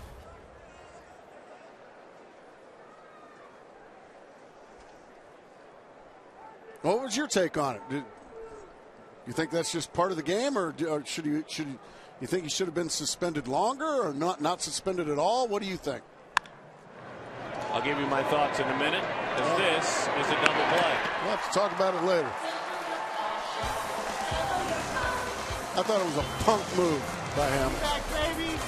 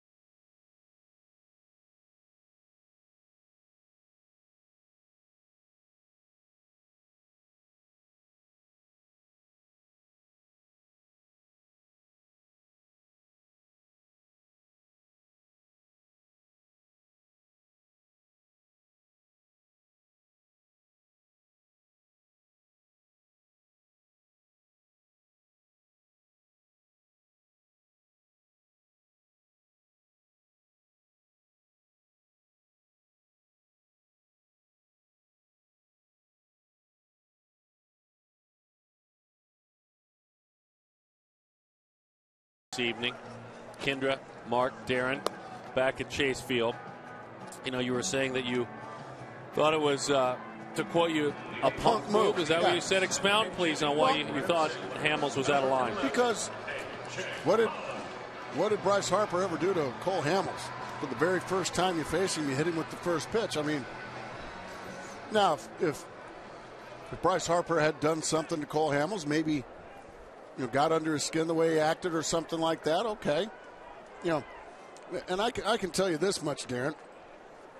I will tell you that what wasn't a punk move, admitting he did it on purpose. Absolutely. That shows me a lot of guts, actually, on Cole Hamels' part. And I respect the fact that he came out and said, yeah, I did. Because our statistician, Kurt Zacher, looked up. I got hit 34 times in my career, Darren. And I would bet my life and my children's lives that at least half of them were on purpose. Just because the guy felt like hitting me, not because it got away. So I know that's part of the game, and I understand that's part of the game. But I also think that Cole Hamels has got to understand he's going to get himself or one of his teammates hit very hard. Now, he was lucky, if you ask me, that Jordan Zimmerman grazed him in the knee later on in that game. But the way Mike Rizzo sounded, it wouldn't surprise me at all the way Mike Rizzo sounded and the way he went after Cole Hamels. That Steven Strasburg might have something to say about one of the Phillies hitters here shortly. That's just. He certainly woke up the Nationals, wouldn't you say? He definitely woke them up, but I'll play devil's advocate on what you just said, if in fact that's the case. How many retaliatory shots do you get? Because to me, it's over. Well, you hit the guy who did it, and it's over. I mean, if I'm going to use the old school, old West baseball ways, it was over before Rizzo was quoted. It should have been over. It was taken care of on the field and over. Okay. Am I right or no? No, I'm not saying you're wrong at all. I'm not saying you're wrong at all. I'm just saying, before you start taking liberties like that, as that ball's ripped into center field. And good for A.J. Pollock. It's been a fight for him here in the big leagues. And that's his 5th Major League hit. So he is on. Hold that thought. AT&T trivia question. Center field. Prior to Albert Pujols, who are the last 2 Cardinals to win a National League MVP award? We'll have the answer here in a bit. I just know that we spent 3 days with the young man. It was his first home series. I spent 2 days with the young man when he was a teenager at the Aflac All-American game and covered it. And the one thing that I noticed a lot is jealousy. Not from his teammates. I'm not so sure. Really? I'm not so sure. Okay. I'm not so sure. I can't say that. Jealous of the attention he gets? I think so. Okay. I'm not so sure. I can't say that. That would make sense. And from the opposing team as well. And I include the Arizona Diamondbacks. Okay. And I think that's probably what a lot of that's based on. Hamels being jealous of him? I don't understand why else it would happen. Or his teammates, or a discussion he had with one of his teammates. Because, you hit him, and then you come out and say, yeah, I hit him on purpose. Makes it sound like there's something to it. That Bryce Harper did something to Cole Hamels. Off the glove, tough break for the Diamondbacks because Parra scalded that baseball.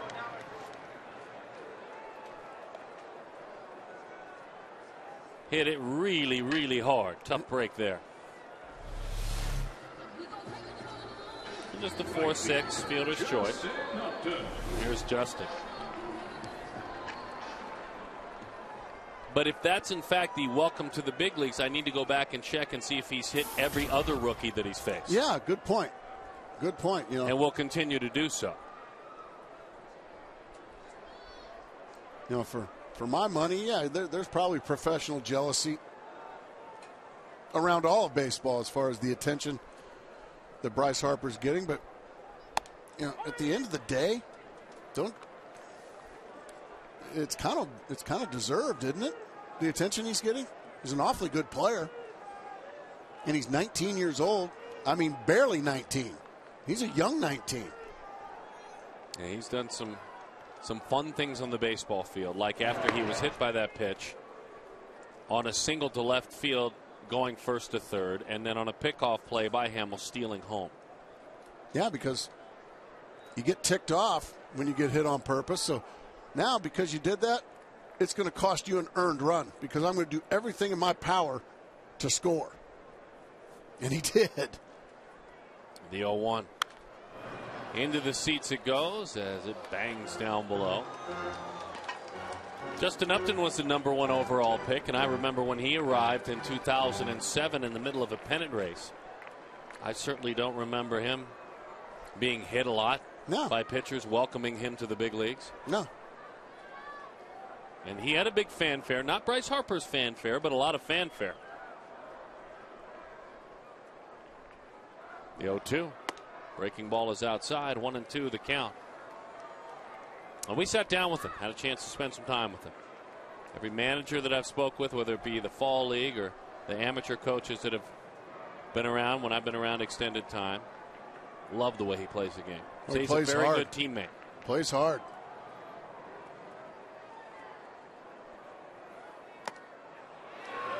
Well, that's a tough break for Upton. A pitch runs in, but he goes down on strikes. 0 for 3. Found himself in between a pair of strikeouts tonight.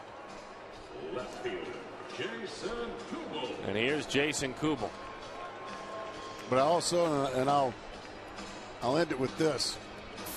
For me, I think Bryce Harper is pretty good for the game of baseball. Oh, I agree. And I think other people in baseball need to understand that.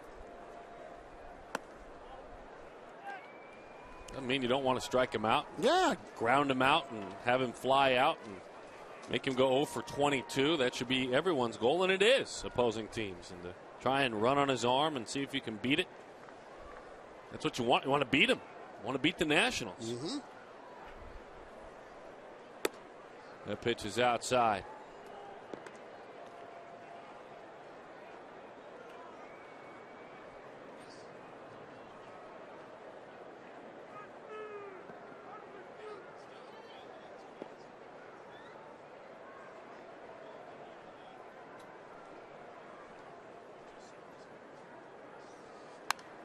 Fouled back to the screen. 2-1 the count. Jason walked, and he struck out looking. If you're just joining us, just settling in, glad to have you with us this evening. 3 runs by the Cardinals in the first for Call with a homer, Freeze with a double, Molina with a single. A pair of home runs by Beltran and Holiday in the third. As that one is outside.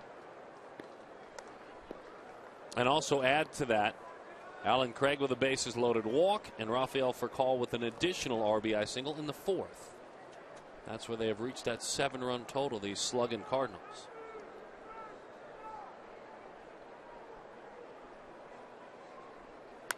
Fouls it back. 3-2 the count. Nope, not done yet. Another question for you. Do you think Cole Hamels would have got suspended if he would have said, no, it slipped? It slipped. No. No.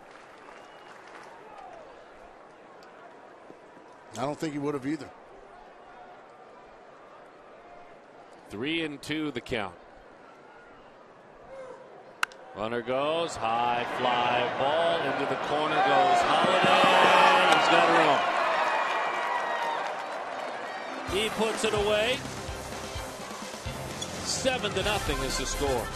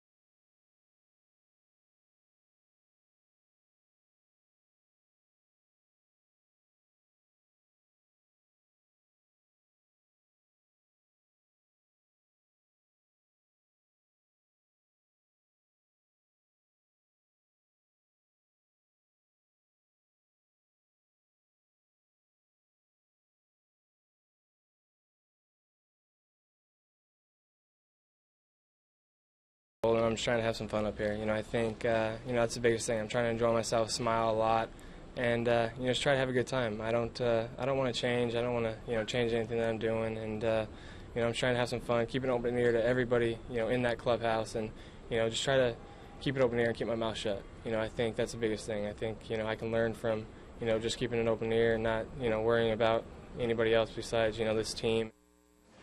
Our conversation with Bryce Harper, we thought we would wrap a bow on our discussion from a half inning ago with an open and honest thought. Being a good teammate is very important to him. That was the theme of the interview. Mike Zagurski goes to work, and a chance when your team is down 7-0 to show what you got, to show what improvements you plan on making. And for Zagurski, who replaced Joe Patterson on the roster, he wants to certainly do that as A.J. Pollock takes over in right field.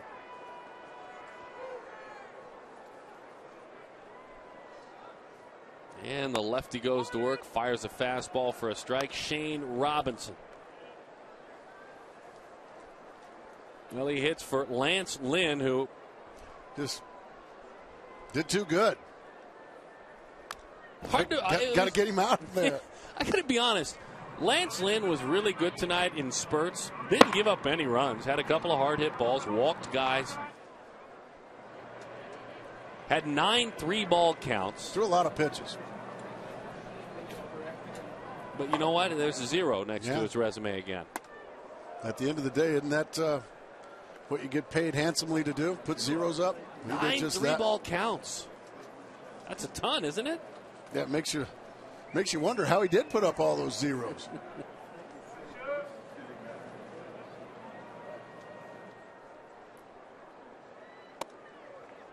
Two and two, the count. What kind of beard he has, Lynn. Took the words right out of my mouth there, Darren. A lot going on there. Looks like a big old lumberjack, doesn't he? Hot shot in the foul ball. Lynn pitched at Ole Miss. He went down as Robinson. 13 of 39 this season. Brownsburg High School, a great basketball high school in Indiana. Ended up going down and pitching at Ole Miss. Pitched very well there. I mean, he was a high draft pick out of high school, but opted to go pitch at Ole Miss. It's fun to watch him work tonight. He's with his battery mate there.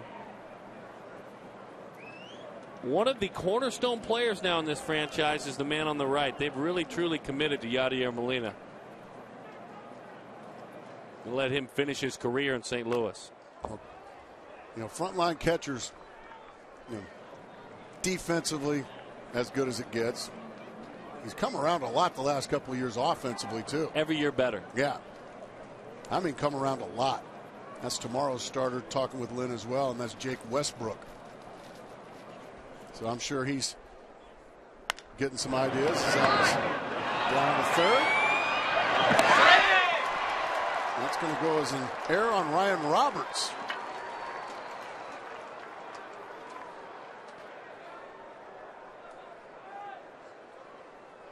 Shortstop Rafael Furcal. I would imagine it's going to be an error.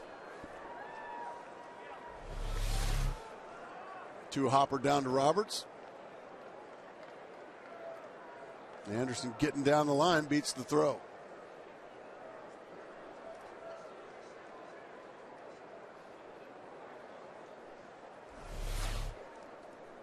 That is ruled an error on Ryan. Chopper, and it's a foul ball.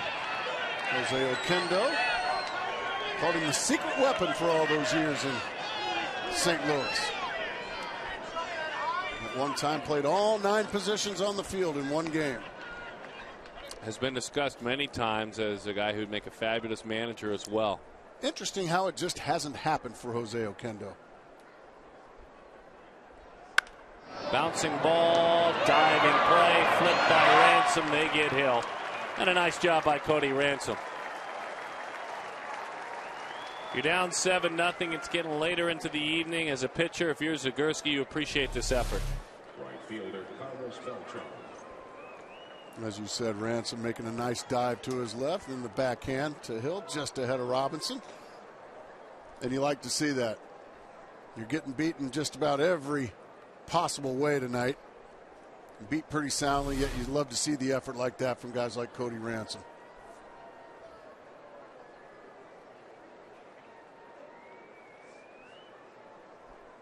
Breaking ball, and it's a strike from Zagurski. 0-1 the count. Carlos Beltran brought into San Francisco last year, hoping to get the offense as kick-started as he could by the Bay. Took his wares in a free agent contract, swung on and missed. 0-2 the count. Seemed like the biggest things the Cardinals did once they decided Albert was not a part of their future plans was to sign Molina to a long-term deal and bring Beltran to town.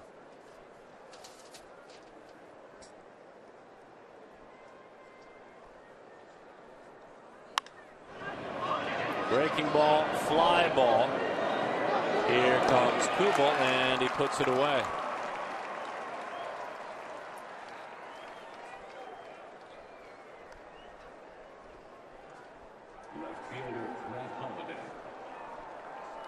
So we have, some X-ray vision there. Look at that. Wow.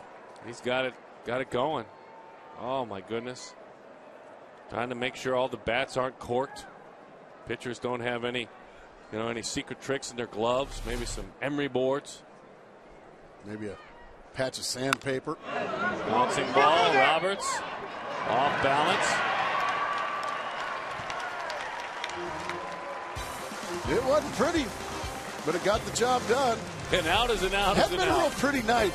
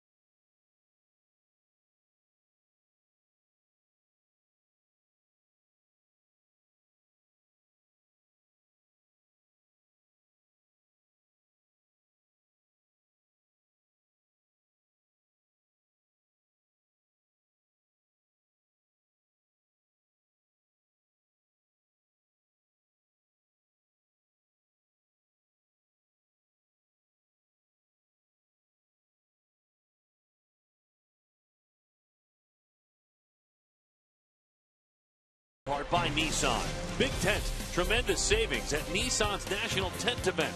Visit ChooseNissan.com or your local dealer today.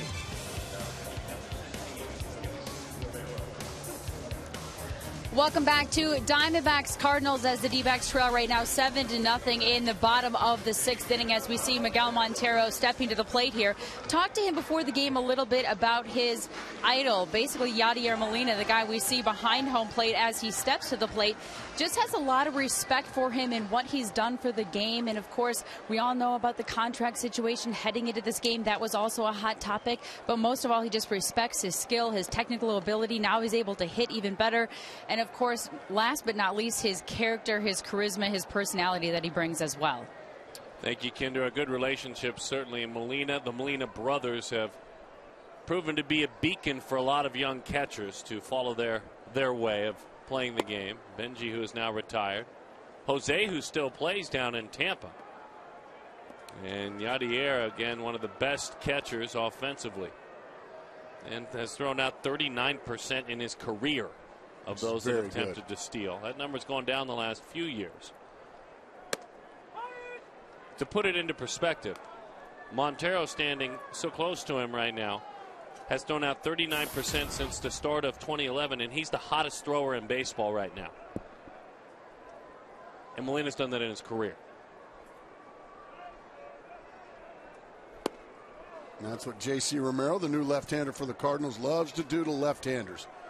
Stay right in on their belly button. That's the journey defensively for Molina as he catches the man Gracie's talking about. Romero's been around for a long, long time. Almost 700 appearances. 700. When you're left-handed and you throw hard, you're going to get some looks. He loves to stay in on left-handers with his fastball. Montero ready for it. Well, he read the scouting report as you discussed. He made the proper adjustment. Here's our AT&T trivia question, talking about most valuable player awards in St. Louis with the Cardinals. Prior to Albert, the last two to win the National League MVP, well, if you said Willie McGee and Keith Hernandez, a guy you looked up to. That was my favorite player. Keith Hernandez in the National League and George Brett in the American League. Those are my two favorite players going on. Then what a pleasure it was to play against Willie McGee. One of the true gentlemen of the game. He could hurt you in a lot of ways, couldn't he? With the bat in his hand, with a glove on his hand.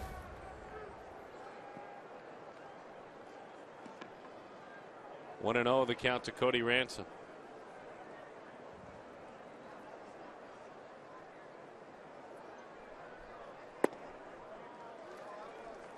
Right now, I would imagine the Diamondbacks saying anybody but Lance Lynn. I would agree. Even though Lynn kind of muddled his way through the evening. Mm-hmm. They couldn't do anything with him. Yeah, there were plenty of base runners. Oh, Cody Ransom. 4 home runs on the season into Fridays. Oh. Anybody but Lance Lynn. Goodness.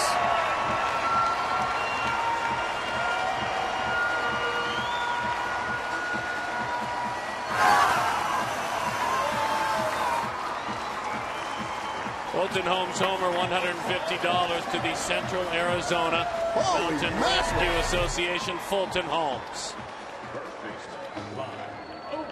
Oh my goodness, Cody Ransom. Just a nice, quick, short swing, and into Friday's front row it goes. About deep into Fridays. Golly. Cody. That's impressive. This is 10 games. He's got 4 home runs in 10 games. We mentioned Fulton Homes, certainly a Fulton Homes homer. I mean, what a bomb. I wonder, did Chris Young see this? Oh, yeah. Yeah. Good to see. Yeah. Golly. Chris Young probably thinking, man, I don't know if I can hit one that far. So, for Ransom, fun little note. In his 10th game that he's played in the major leagues this year, that's a career high in the big leagues in RBIs with 12. Congratulations, Cody. Well, he's gonna get a lot more than that this year. Yeah, he's gonna find himself. Kirk Gibson's gonna play him as long as he can. God, that ball was just pounded. Swing and a miss, 2-2. Staying right inside on those left-handed hitters again. You know, Cody, you think about it, 1,445 minor league games, 1,100 of them in AAA. You can't help but root for him. Debuted in the big leagues in 2001 during the Barry Bonds home run record chase, was a teammate of his during that. Came back to the majors with the Yankees in 08 and 09, helped to close Old Yankee to open New Yankee. Was in starting lineups in big games in both stadiums. Well, Romero's starting to put a little life back into the Diamondbacks dugout here. A single, a long ball, and now a walk to Lyle Overbay. would imagine that's going to get Mike Matheny maybe making a phone call out there to his bullpen shortly. CenturyLink high-speed internet, high-speed pitch as the bullpen gets ready. Look at the CenturyLink graphic tonight. They dressed it up with faces. I like that. You like faces? Yeah, a lot of times just throw a little lower third underneath. And a little graphic down at the bottom of the screen. It's not the best effort. That's a good effort right there. I agree. By the way, fun little note on Cody Ransom. Please share. 999 career AAA hits. Oh, my goodness. 999. He's one short of 1,000 hits in AAA. How about that? Can I share something with you? Of course you may. I bet he doesn't want to get there. He doesn't want to get to 1,000? He just wants to stay up here. I would imagine he's not going to call KT and maybe say, hey, KT, I really got a big milestone down there in Reno. Can I maybe go down there and get a base hit? No. Kevin Towers probably pretty happy with what he's seeing up here in the major leagues from Cody Ransom. Aaron Hill, base hit in the left field. All right. We're not saying yet, but we're just saying. We're not saying yet, but we're just saying. Not yet. Here's Ryan Roberts. Yeah, Ransom started at third base for Alex Rodriguez on opening day at New Yankee Stadium. How about that? Stadium we drove 3 laps around yesterday? For some unknown reason. And that's going to bring out a visit from Cardinals pitching coach.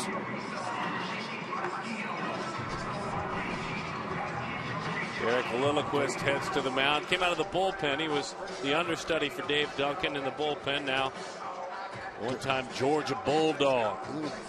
An Atlanta Brave. Faced Derek Lilliquist many times when he was an Atlanta Brave. Now here's Ryan Roberts.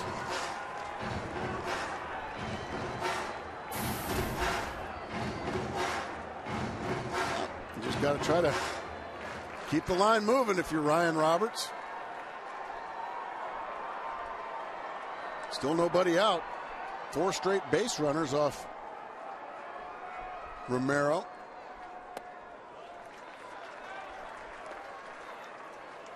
One and 0 the count to Ryan. Homered on Saturday. Got a chance to start. Hitting below 200 at 182. Belts down into the left field. It's down. That one will roll all the way into the corner. 1 run will score. Come on down, they say to Aaron Hill. Ryan Roberts with the double. The score now 7-4. Now we are saying this ball game's officially interesting. And it's got to feel good for Ryan Roberts, who has had a tough year from the word go.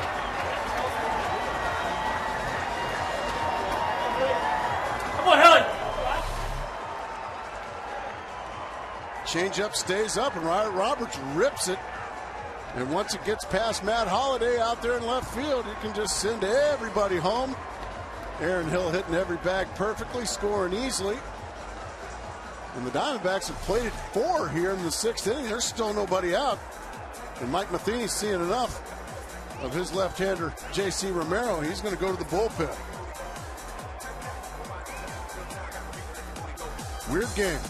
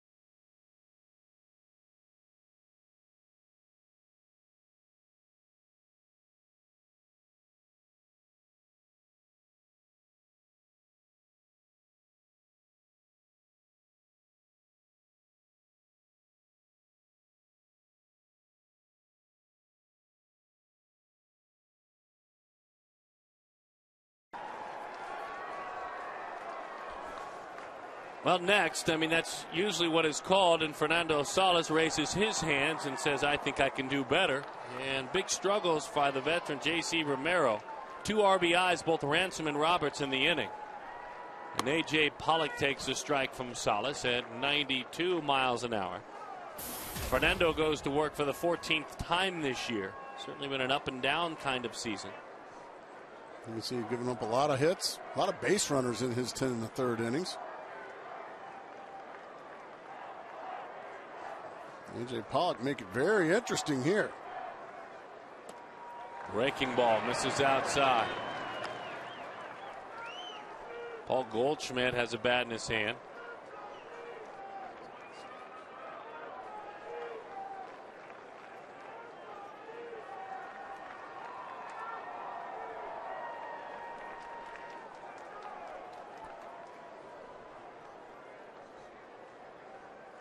And the 1-1. Breaking ball chopper. Middle of the diamond. Charging for Paul. Off balance throw. Everybody's safe. That's 2 hits tonight for Pollard. Came on part of a double switch an inning ago. Well, when you have speed like Pollock does, if you just put it in play, good things can happen. He was fooled by a breaking ball. Got it off the end of the bat, but he chopped it over the top of the pitcher's mound, and Furcal couldn't get it over there in time. Here's the speed of Pollock. He's smelling it, boy.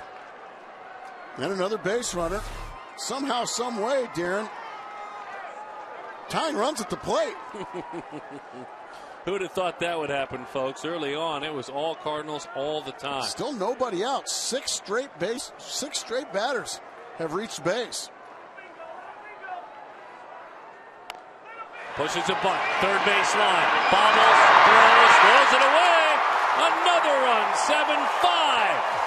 Parra with an RBI. Parra with a bunt single. This is getting fun.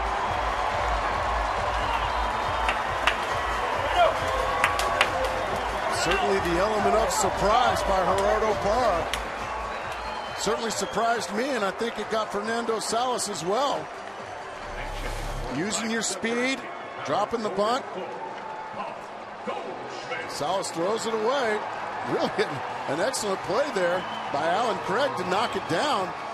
If that ball gets by, that's probably another run. Parra fired up. Everybody fired up. Matheny comes out to check on his first baseman. Well, Alan Craig may have jammed a thumb or something like that, diving for that errant throw.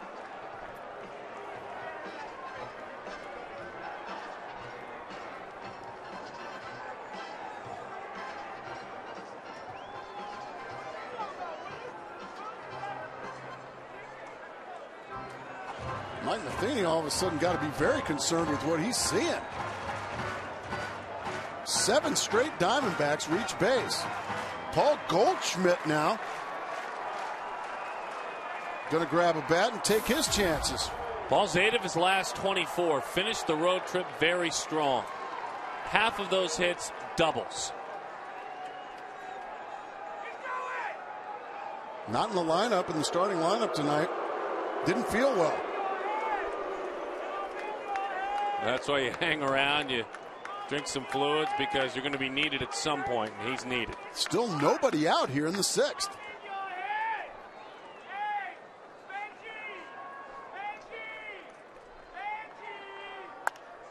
Fastball beat him with it. 0-1 to count on Goldschmidt. You have to admire the guts there of Salas. He just challenged the big fella right down the middle of the fastball and got away with it.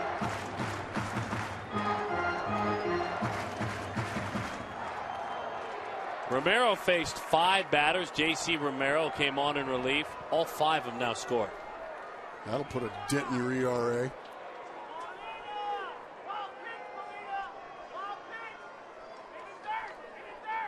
Paul, right side. It hugs the line, but it'll reach the seats. Goldschmidt, first at bat of the year, was his 3rd career home run against Tim Lincecum. First at bat of the year. He's gone 80 at bats since without one. He sits in an 0-2 hole. looking for some contact. Boy, he just went 3 fastballs right by him. So now Paul Goldschmidt really not going to feel well. I mean, that's just right down the middle and right by Paul Goldschmidt, probably looking for something off speed. The 9th Diamondback to hit in this inning looks to seal the deal and tie this ball game up. It's Jason Kubel. Kubel walked, struck out looking, and flied to left.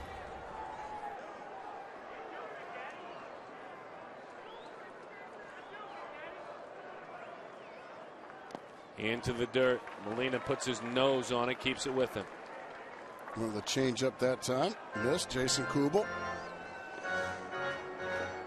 He's got some big-time thump in his bat. Long ball or a gapper would bring this house down. Outfield plays him straight. His gap power goes alley to alley.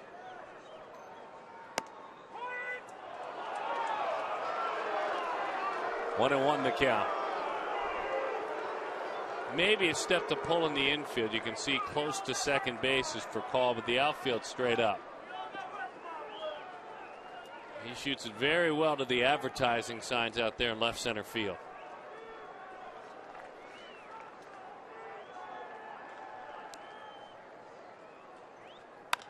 Bounces that one. Foul ball is the call. Man.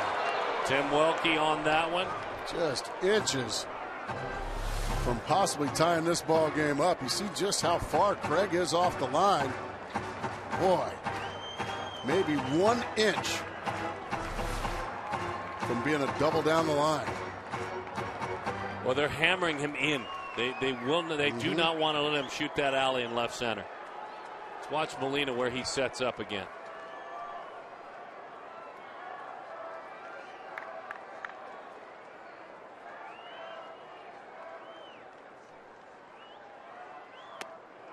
Just got a piece of it.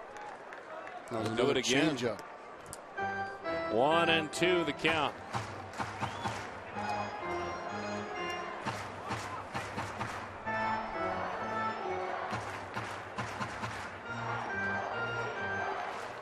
The right-hander, 26 years old, out of Sonora in Mexico. Had a great year out of the pen last year. Salas did. Struggled to open this year's season.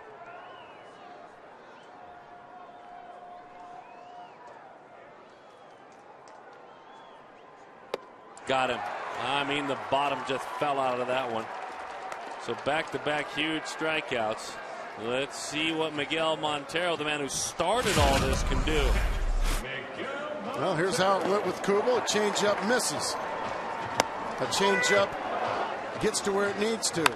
And then that was the one right there. That one, once that one missed the line by an inch, he threw a couple of really good changeups. Now Salas, an opportunity to get out of what could have been an even bigger inning.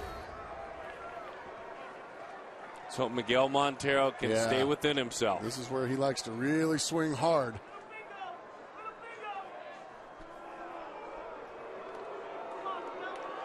And you know right now, Salas, he's got the release point on the changeup. He just can feel it. Some really good ones to Kubel. Good news with the timely hitting so far. Fastball right at the knees.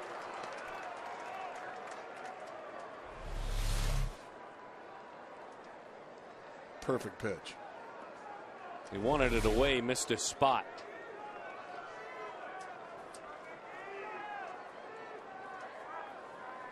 Six of his last 13 with runners in scoring position. Changeup and a big swing from Miguel Montero. 0-2 the count. He doesn't take much off that changeup, does he? Only about 4 or 5 miles an hour. Boy, it really dives. Probably a split finger.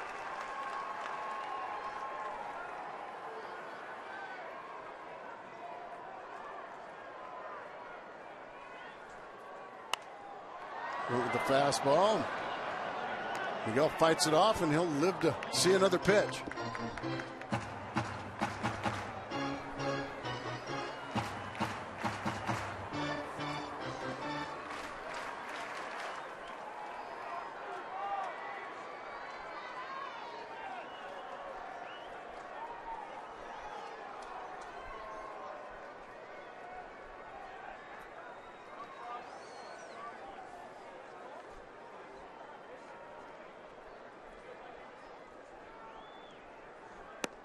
Good take. Pretty good pitch. Wasn't a strike, but it was a pitcher's pitch. Miguel did a good job of laying off of it. Really good speed on the base paths, by the way. With Pollock and Parra out there.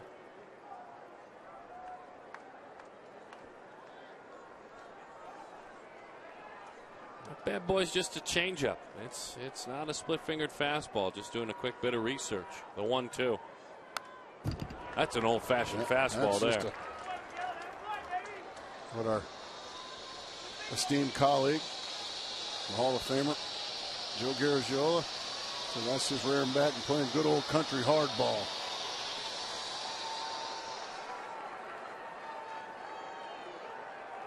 Hot with runners in scoring position lately. He took it. That was a changeup again, 2-2. Boy, did he rush that bad boy to the plate.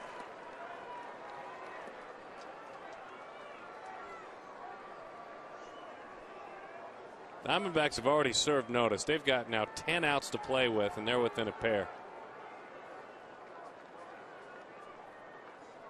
Montero takes it out of the catcher's mitt. That'll end up in the seats.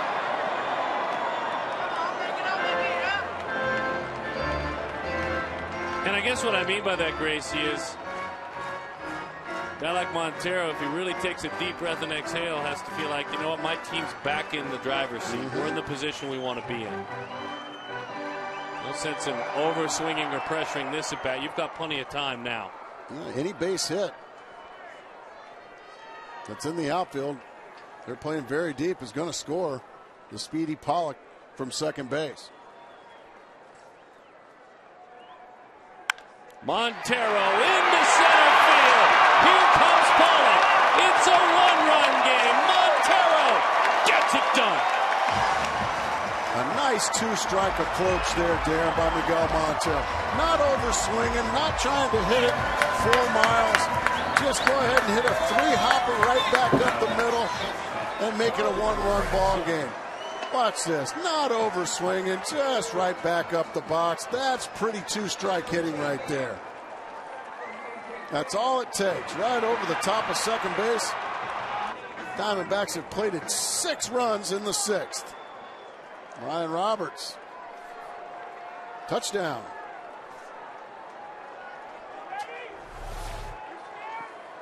All right. Cody Rounson with a loud at bat in this inning. He homered, a 2-run shot. Into the dirt it goes. The 6 runs, the most in an inning this season for Arizona.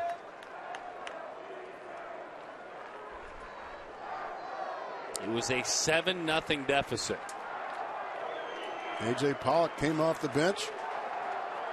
He was gone 2 for 2 and now scored a run. Now the fans starting to clamor a little bit.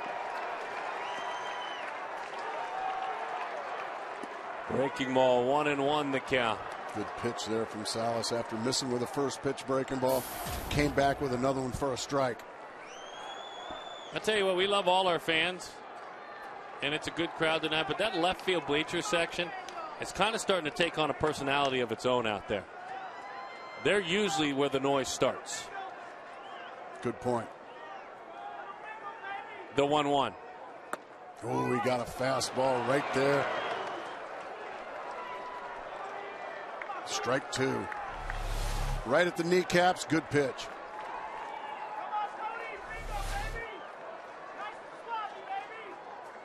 Yeah, they usually get it cranked up out there. Probably the reason they started, I see a lot of Cardinal fans too. They were probably not happy with the "Let's go Cardinals" cheers. Swing and a miss. The Diamondbacks have made it a ball game. 6 runs in the bottom of the 6th inning. Folks, don't go anywhere now. This team was sound asleep for a majority of this game. Somebody woke them up. Don't touch that snooze. Don't touch it.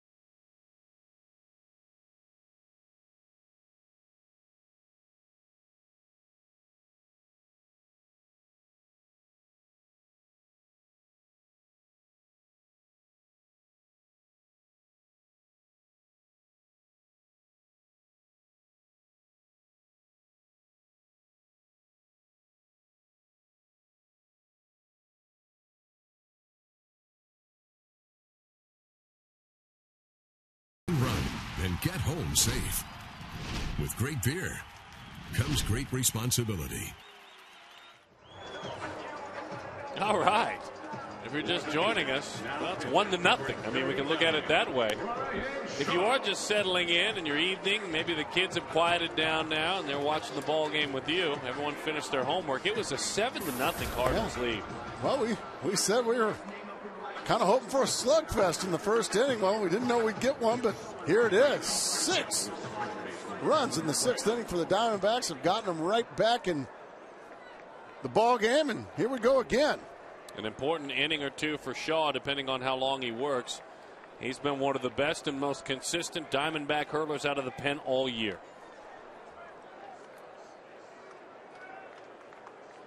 And now you can say with the future Hall of Famer Mr. Rivera on the disabled list in New York, one of the better cut fastballs in baseball now is in this man's right hand on the mound. Well, what a big inning this is for Brian Shaw and the Diamondbacks. Need a clean, quick inning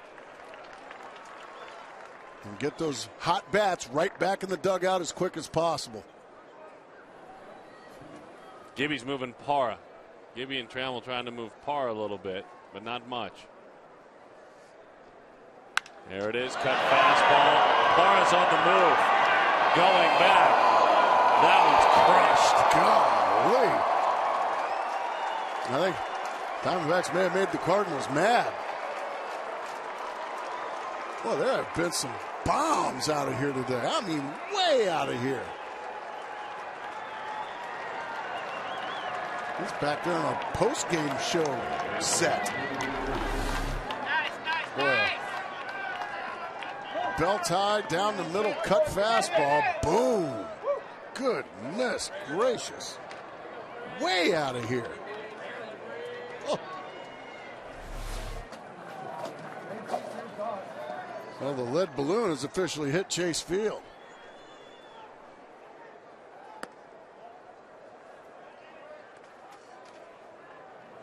Well, we told you coming on the air with Lynn and Saunders, it was sure to be a fabulous pitchers matchup tonight. That one's outside. Now he's stopped believing in his cut fastball. He's on back-to-back sliders. It wasn't that it was a cut fastball, as you said. It was just up. It was belt tie. Out over the plate. This cut fastball's too good to give up on it to any hitter. There it is. 1-2 the count. That one had some nice tilt on it.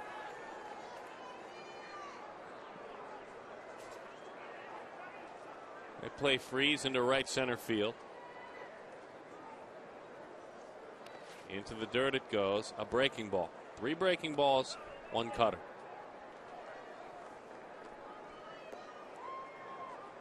Two and two the count.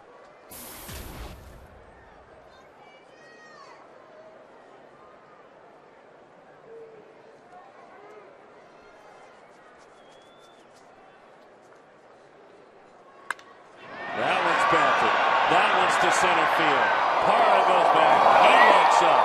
High off the wall. He plays it. And it's out of here. Got over that yellow line. This is not what the doctor ordered. Boy, Brian Shaw just getting rocked. 2 dead center field long balls.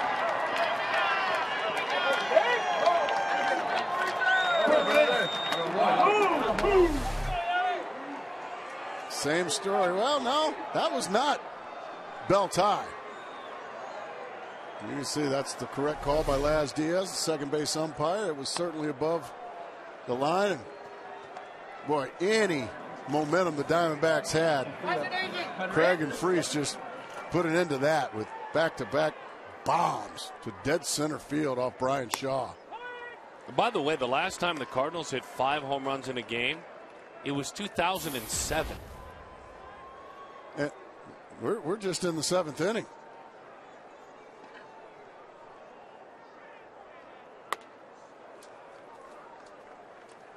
One and two the count. That was at Philly in 2007. They hit 6 in that game on July 15th.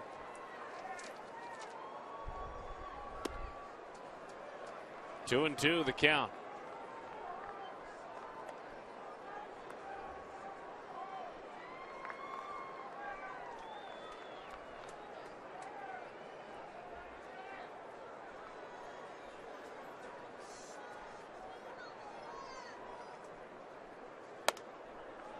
And now he's gone from 0-2 to 3-2 on Yadier Molina. Not believing in contact. That's what happens. He's trying to strike him out. Yeah, I would imagine. You give up a couple of dead center long balls, that'll shake you a little bit. Hey, he walked, and you're right. Avoiding contact.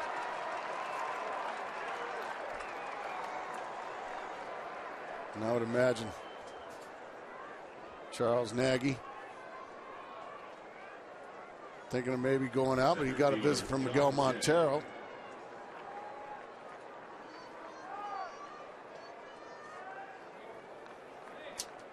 Now, this is the last thing the Diamondbacks needed. It was so important to go out, all the momentum on your side, to go out and have a clean, quick inning, get the bats back, and 2 loud, long home runs, and now a walk. I've taken the momentum and put it right back in the Cardinal dugout.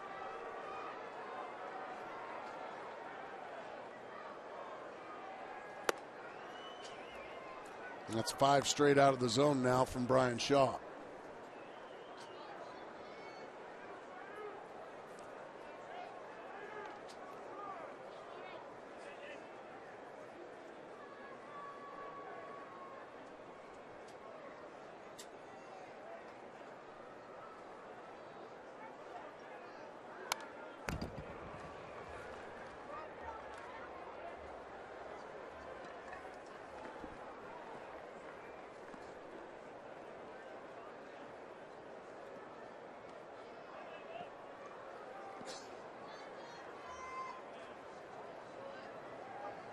Oh, look, I'm on TV.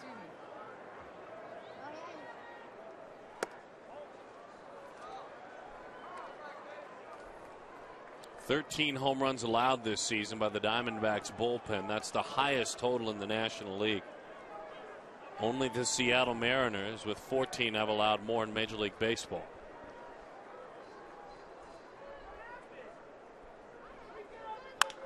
Right back through the box, knocked down to the bag, little flip, that'll do it.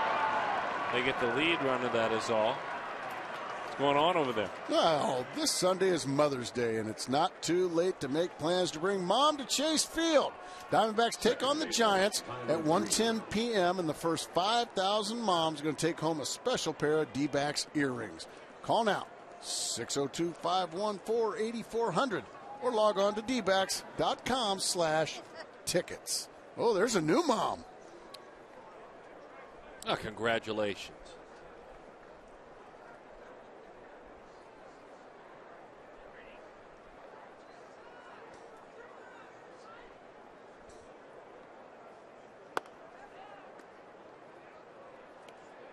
"18 pitches thrown by Shaw. Half of them have missed out of the zone. As Tyler Green, he singled, rolled into a double play, and struck out looking.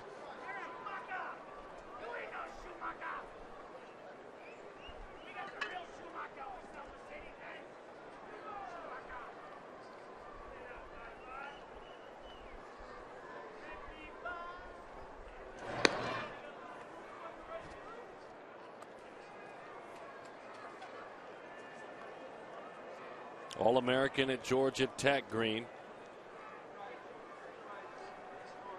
Worked his way into 58 games in the major leagues last year. Had a heck of a year in AAA. Look out, there goes the bat. That's the second time he's done that. Man. Get some pine tar, son. That's twice now. He's helicoptered his bat right into that area.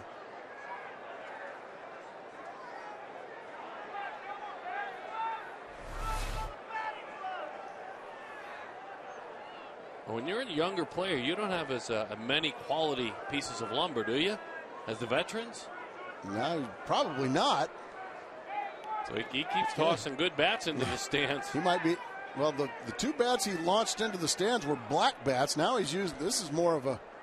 This is a more traditional color. Yeah, an ash.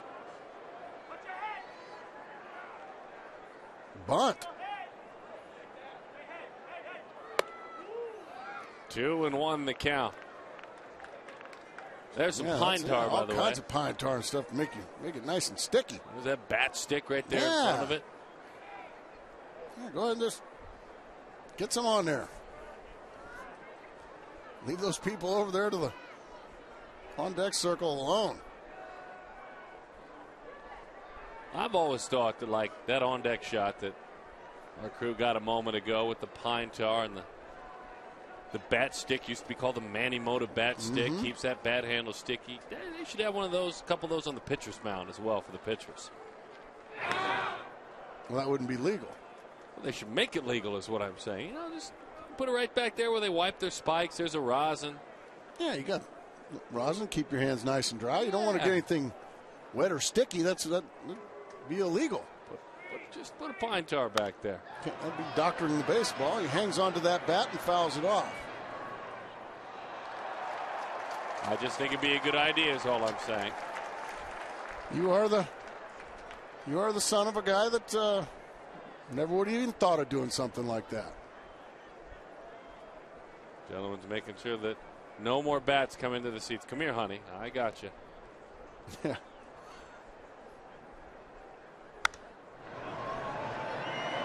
Heading into the corner, A.J. Pollock, and he runs out of room. Skip Schumacher waits on deck. Cody Ransom's home run, by the way, estimated at 452 feet. 452 hit into Friday's Front Row Sports Grill. That's got to be one of the longer ones in the history of Chase Field, isn't it? I think it's got to be up there. It was really far, I know that. All right, let's see. Lyle Overbay says, got it. And he does, and he puts it away. You know, we love Kachinko, and that's one thing we've missed out on the road. Gila River Casinos brings it to you. Find out, learn how you can play right here at Chase Field.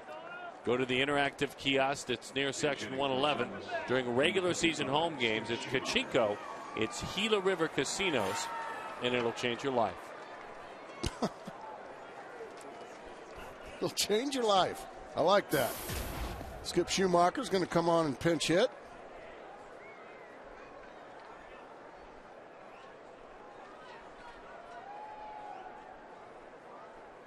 A good cut fastball right to the inside corner. He just seems to be more comfortable running that pitch into lefties than having to throw it to righties.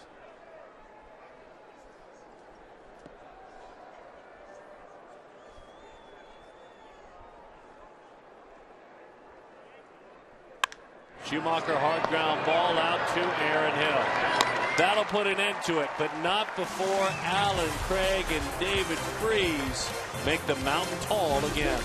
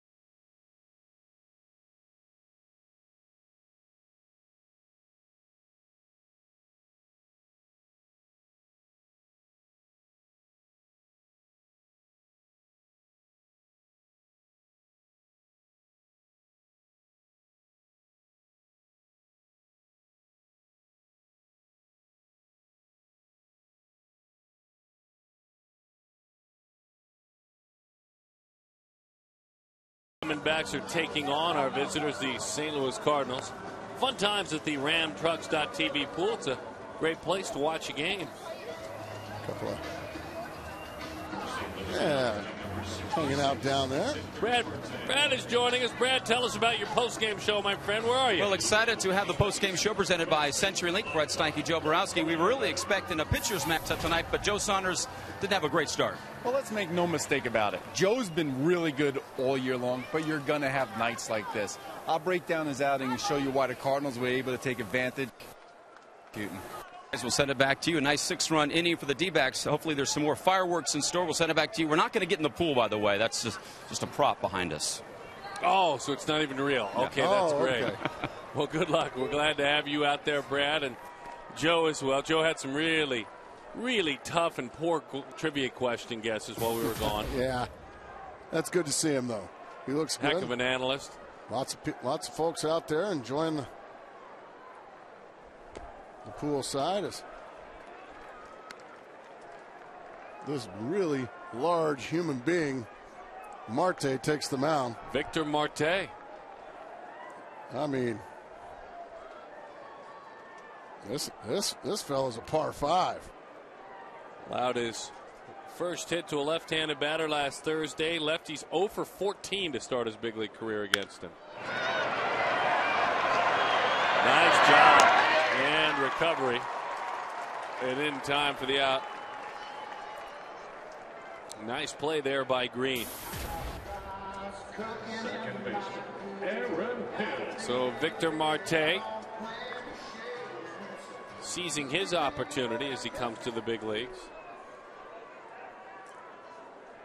With a 175 opponent's batting average.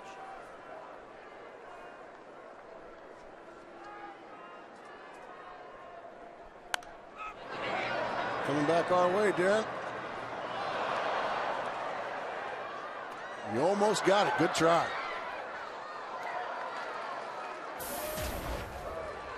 Yeah, I made sure I kept my eyes on that one this time. So it didn't bounce into the booth. 0-1 the count. Breaking ball is high.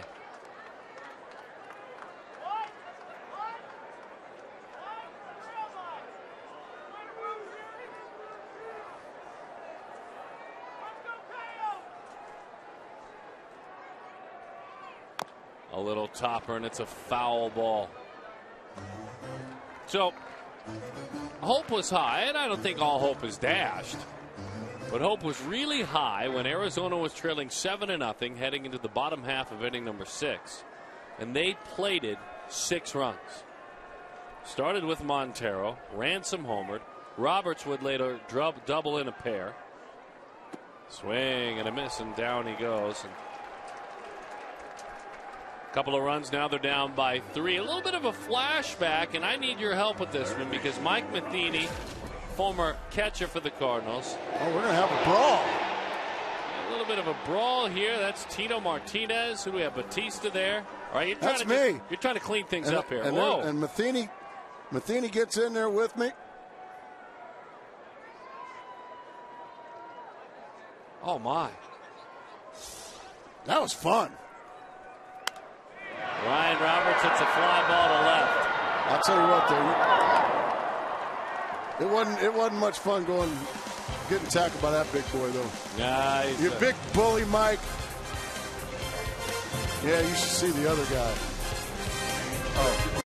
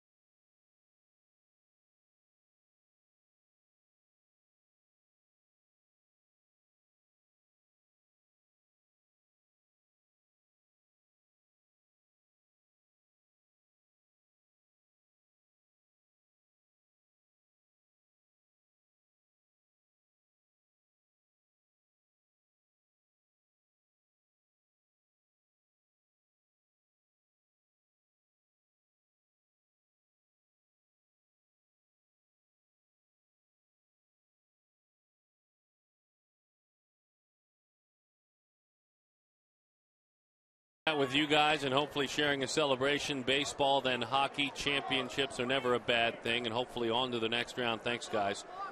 We look forward to that. David Hernandez, meantime, back here at Chase Field. He will do his best to keep it at now a 3-run deficit and give the Diamondbacks 6 more outs to play with.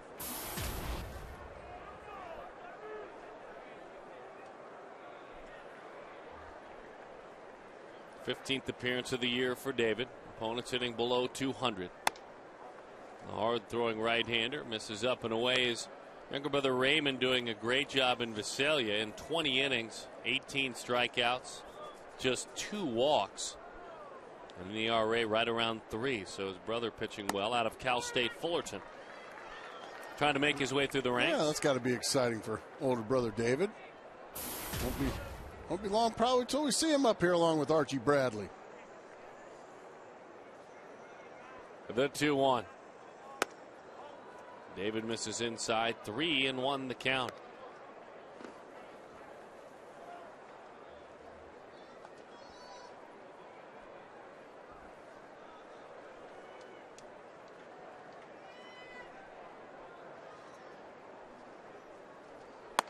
Gas. 3-1 fastball in the outer third. Furcal was looking to jerk it to right field, and he just came up empty.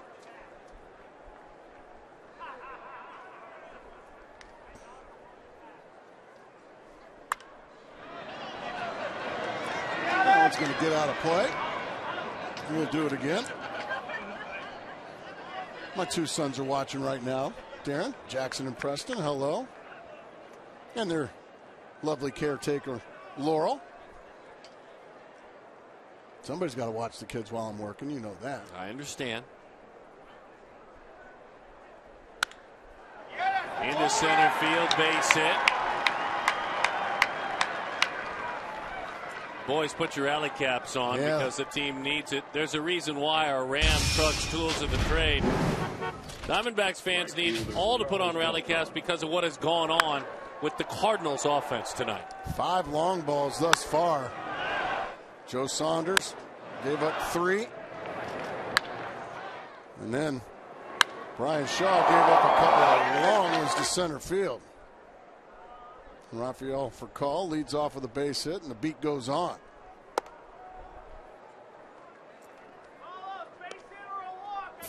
The Dodgers are leading the Giants by a score of 3-1. That's Lilly bettering Zito right now. 3-1 that game in the bottom of the 7th inning in Los Angeles.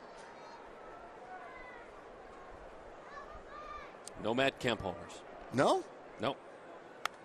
Back to the screen it goes. He is 2 for 2, but no homers. He's having a rough night. It's 2 for 2 as his average at an even 400. He's also walked. 1-1 the count on Carlos Beltran.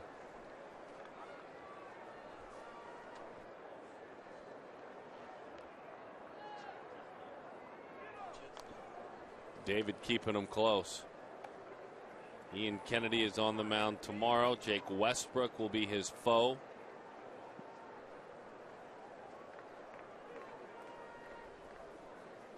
Kennedy looking for his 4th win of the year. Oh, boy. Didn't get the call inside. Looked like a pretty good pitch.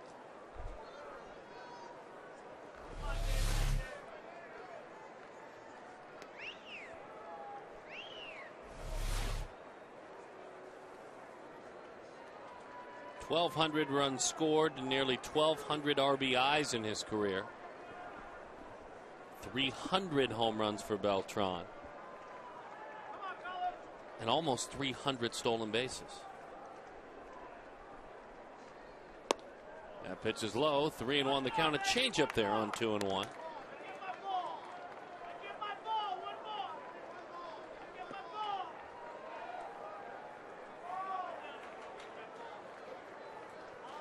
Field mics are working well tonight. Yeah, they certainly are.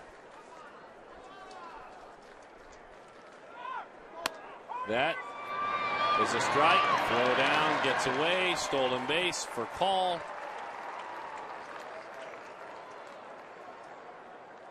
And for Furcal, his 6th of the year without being caught.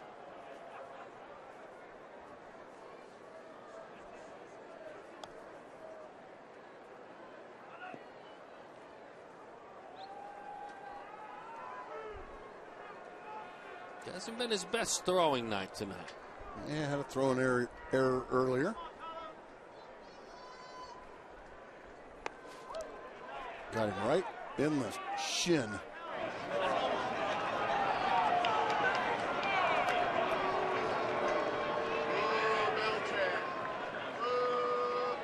Yeah, that's hurting him.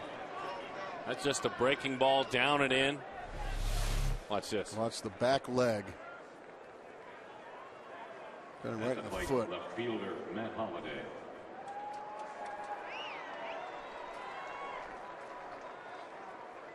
So Albert Pujols last year as part of this Cardinals club, in their first 28 games, they averaged 5 runs a game, 5.4, and they hit .283. The runs per game that they have averaged this year, exactly the same. Pretty amazing, isn't it? In their first 28 games. Batting average, very similar. Slugging percentage, better this year. Almost exactly the same. 1-loss record within a game. Holiday rolls that one out to short. There's one. And in time for the double play. That's a big double play ball there for David Hernandez. Keeping the Diamondbacks within striking distance. First baseman Alan Craig. Also got a awfully dangerous hitter to tap into that double play.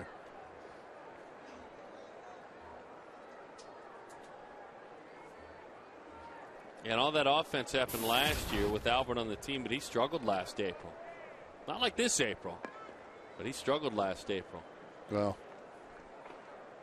I mean, by his standards, right. I know where you're going. I pity some American League pitchers that are going to nice heaping helping Albert here shortly. Swing and a miss at a breaking ball. He drove in a pair tonight, Pujols did. Had just 1 hit, but 2 RBIs. There you go. Oh, it's coming, American League. It's coming. That pitch is low. So they beat Albert's Angels beat the Twins. Weaver again faced a team that he threw a no-hitter against. Back-to-back outings. That's tough to do. He went 6 innings, gave up 3 hits, 1 run. Runner at third, the 1-1. Good fastball, 1-2 the count. Pours it in there. Perfect spot right there for David Hernandez. Inside corner at the knees. Perfectly executed.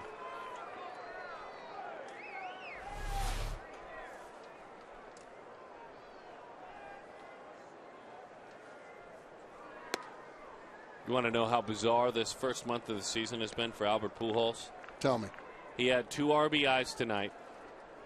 He is now 3 shy of Cody Ransom with his season total. He's got 9. Cody's got 12. Wow. That's how bizarre this season has been.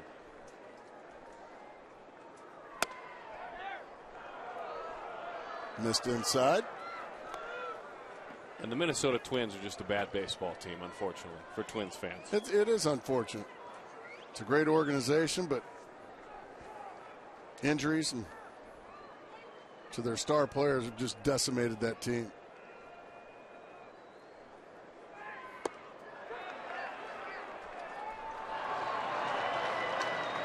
Another 3-2 breaking ball from David Hernandez. He's a different pitcher this year. For better or worse, a lot of it's been better. Well, he hit Carlos Beltran in the foot with a 3-2 breaking ball. And now he walks Alan Craig with a 3-2 breaking ball.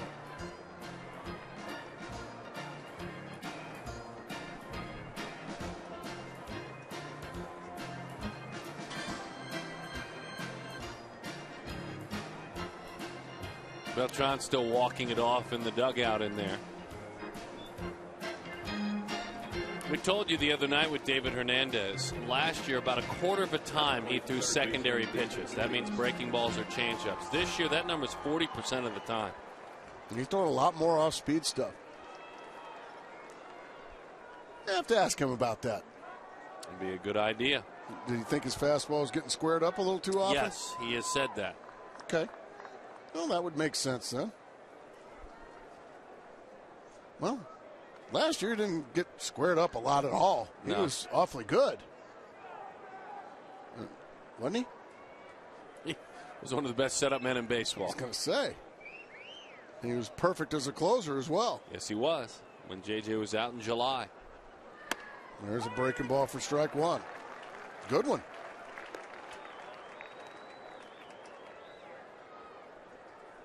All right. What do you got for us? 0-1 the count to David Freese. Get these boys back in the dugout. Let's see if Arizona's got anything to offer. Bouncing ball out to third. There's Roberts. In time for the out. That's what I'm talking about. Rear back and fire that country hardball. Let's see if there's some offense.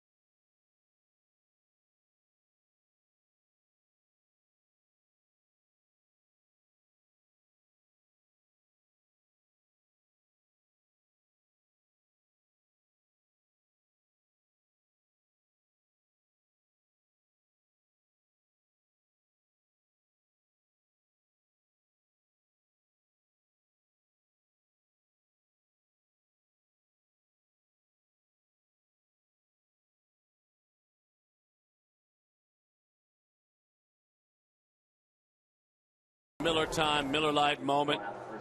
Air Force Lieutenant Colonel Paul Aguirre and his children. They didn't know that Dad was home. A secret message sent from Dad.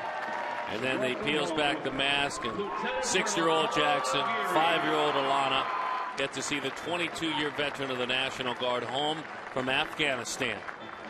Haven't seen him for 7 months, and certainly that puts it all into perspective, and that is well deserved. Our Miller moment, and honored to share his family with us in the broadcast booth. That was very cool. Yeah, you bet it was. And we thank him and all of his colleagues for their service to our country. Breaking ball, ground ball. And played back behind the pitcher is Green. And in time for the out. So Pollock 2 for 3 tonight. Center field, Gerardo Parra. There's Gerardo Parra.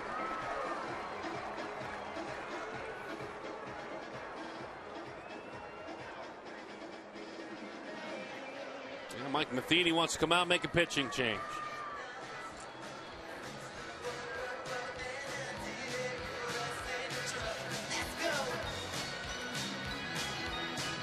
Repskinski is coming on out of the pen. Part of a double switch. You know what we'll do? We'll take this time in the commercial break to gather our thoughts and reset.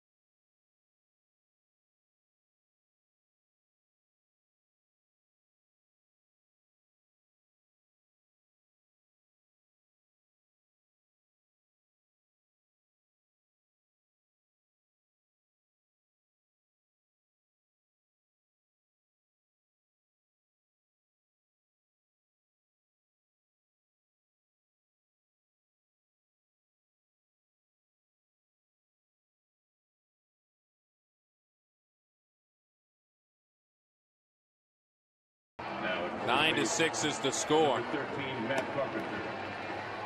Now pitching, batting fourth. Carpenter is at first base. He now bats ninth. Zepchinski comes into the lineup. He is batting in the 4 slot. Pitcher slot is now the 4 slot. Been a good year so far for the southpaw. UC Riverside is where he pitched. Born in Yorba Linda, California. He is a good lefty on lefty specialist. Call him eye chart.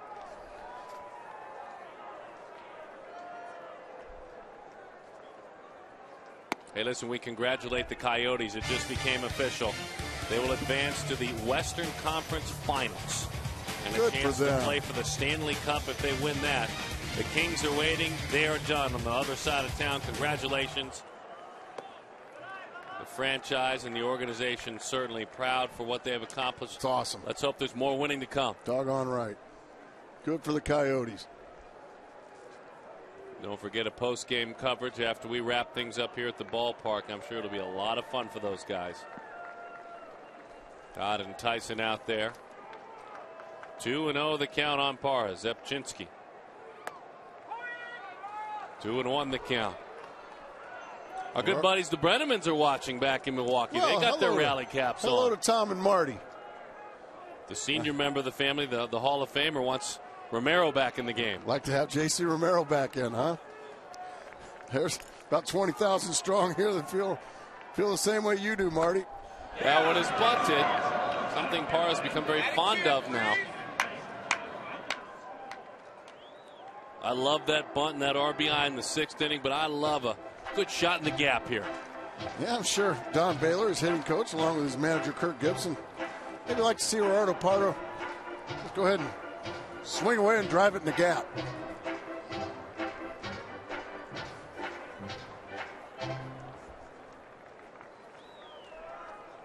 Folks are watching everywhere. That's good to have Brennemania with us. Miss you guys. The 2-2. Little roller out front. Go! And in time for the out. Well, our Nissan text poll. What we got? We have the wrong answer. No, there's no such thing as a wrong answer. Tonight there is. Okay, St. Louis is the most surprising. Yeah, you didn't expect them to be in first place after winning the World Series last year, folks. I don't blame you. You thought they're much more surprising than those Baltimore Orioles that have been a perennial doormat in the East the last decade. They just have the best record in baseball. Nicely done again by you folks. Or is it E, the New York Mets? For all our friends with Deadspin. Always have to include the New York That's Mets. True. That's true. 1-1 the count to John McDonald, or Johnny Mack as Gracie likes to call him. Still kind of laughing about our text poll results. You were very kind to say there was no wrong answer. There is a wrong answer. The shocking St. Louis Cardinals.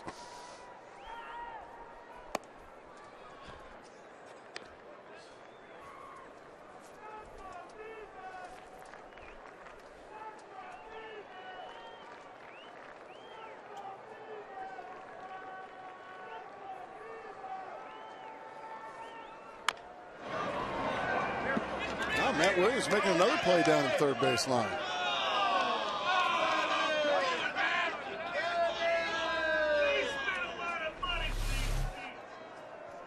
Well, he's getting the business. Well, he is not getting throwing it into the dugout suite. We spent a lot of money for these seats, and we thank you very much for doing so. Into the dirt it goes. Look at him throw that chest protector on that. There they are down there. There they are. There's our guys. We don't ask for much, Matty. Just throw us a ball. Come on, look at your TV screens, guys. Look at your screens. No, they're not watching the game. There we go. There they are, yeah. Had to be a proud moment.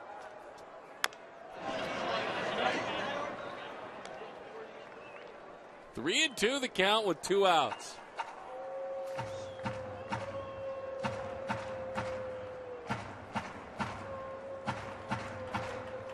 McDonald's been fun to watch. He's played very well. Not wanting to talk about his hitting and fear that it might jinx it. We don't believe in jinxes up in this booth, but no. He's 13 of 38 this season, a .342 clip. It's been a lot of fun for a guy who's always been known for his glove, the veteran infielder.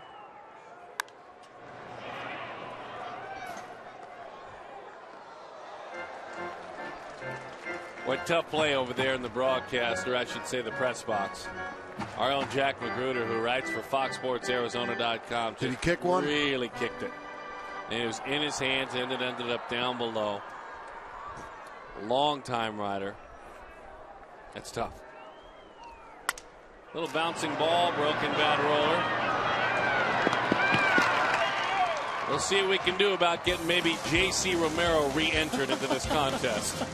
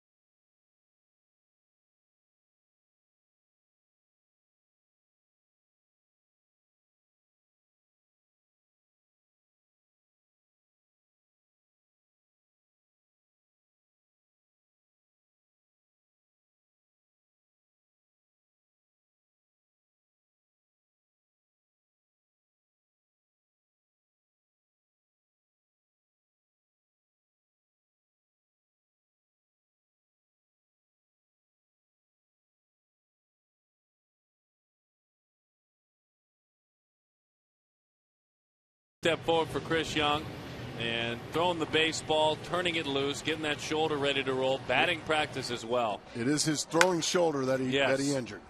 Looked good throwing it just fine. I mean, Young will tell you, I just have to have it strong enough to throw. And it's getting closer and closer every single day. He watched, I spoke with Chris before the game, every inning of every game while this team was going on television. Really? And he said, with no offense to Gracie and no offense to you, it was awful. As an everyday player, you understand what he means, don't you? Well, the worst thing about it is not being around your teammates. This is okay. You can deal with this. You're in the dugout. You're with your teammates. You're in the locker room. You're sharing. You know, you're sharing the whole experience with your teammates. You're around your buddies like Justin Upton. But when you're not allowed to travel, you have to stay back here and do your rehab work and all that. And you're not allowed to travel. That just kills you. Not being around the guys, not being able to contribute. Craig Breslow's, he's contributed all season long, 13 appearances. He has been very good coming out of the pen. He's a guy that, you know, in this day and age of left-handed specialists, this guy is not one. Molina takes a fastball away. And just a quick reminder what Arizona lost as he stands there in the dugout and Young. In 11 games, he was hitting .410 with an on-base of .500, and he was slugging almost .900. He had 5 home runs in 11 games, and he had 13 RBIs. That's what they're missing. Now, would he have stayed on that torrid pace? Probably not. No. But he certainly, at this point in the season, you would have been looking at an incredible MVP of the team caliber numbers.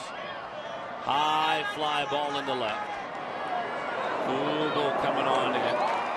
A big bullpen tomorrow for Daniel Hudson. I mean, they need him back in the worst kind of way as well. Something fierce. Center fielder John We have certainly enjoyed watching Corbin find his way, Miley too, but this is a man who's done it, helped lead a team to postseason, pitched in postseason.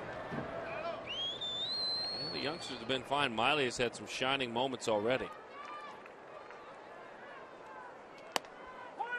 Breslow just keeps firing strikes. That's all he does.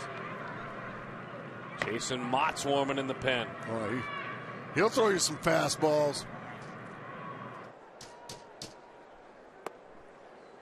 Fastball is low, 1-1 the count. All right, the boys need 3. You got to keep it right here. 386 on the season. Mm-hmm. That's doing it. He tries to lay down a bunt. I'm sure Mike Matheny and Mark McGuire, his hitting coach, probably tell him at the end of the go. You're hitting 386 this year. Go ahead and swing away and drive it in the gap. 1-2 the count. There's Big Mac, Cardinals hitting coach last couple of years.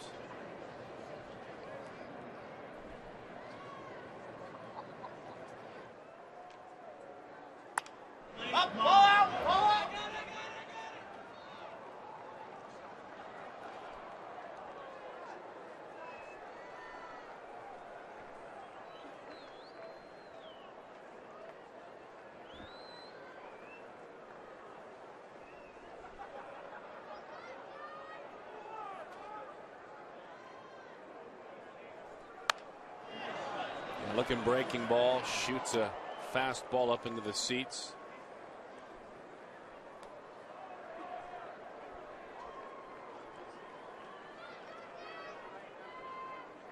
Lefties 3 of 19 coming in, righties 5 of 29. That's 158 and 172 respectively.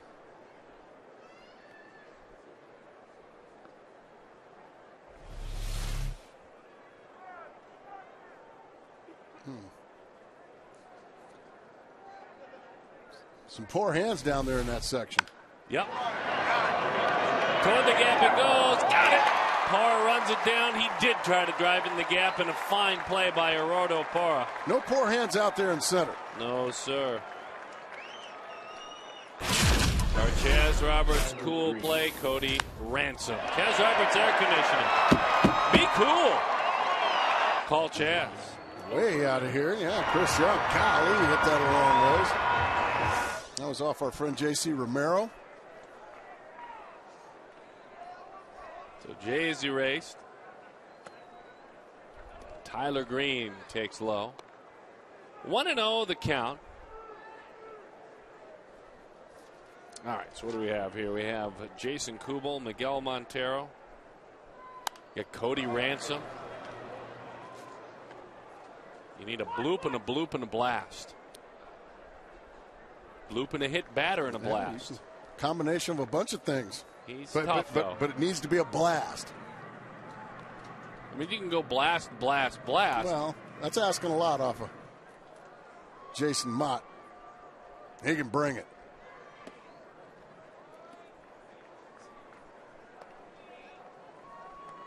Two and one the count. The men due up next. We'll see if there are comeback in the makings. And that is a strike. There we go. Tim Welke. Schreiber's behind the plate. Laz Diaz is out there at second. Mike Everett at third. Gentlemen have done a nice job again tonight.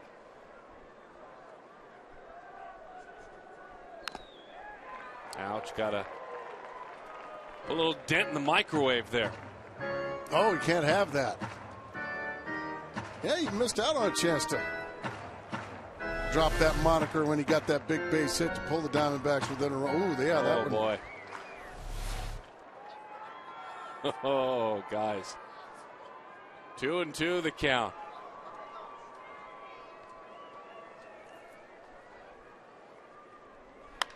In on the hands. There comes Parra. Got it. All right, Arizona ready to roll. Is there some offense from Kubel, Montero, or Ransom? We'll see.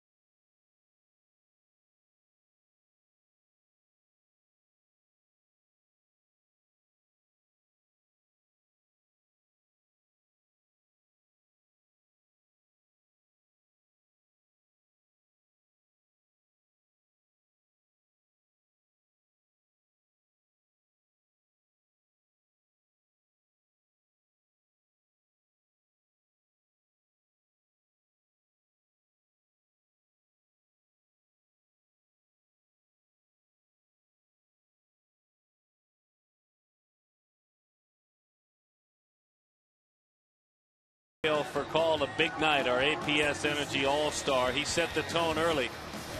He added more offense late. It's been a 3-hit night for Furcal. He also has a stolen base, a couple of RBIs, and a run scored. Rafael Furcal, you hope he just stays healthy all season long if you're a Cardinals fan, because when he does, still a huge difference maker. He is a special player. Just hasn't been healthy for about the last 5 years, wherever he's been. But boy, he's off to a great start this year. Jason Mott. He takes the rock and he rolls, the right-hander. Went to college at Iona, out of Port Huron in Michigan. Hard thrower. And a converted catcher as he fires 95 in there for a strike. 95 miles an hour. He's quirky out there. Got all kinds of ticks and all kind of ways about him.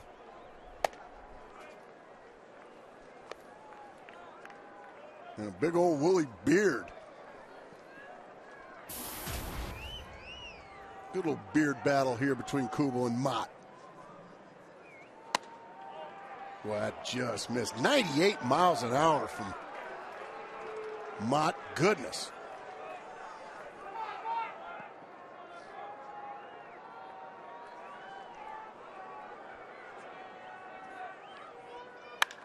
Bouncing ball toward the hole, base hit.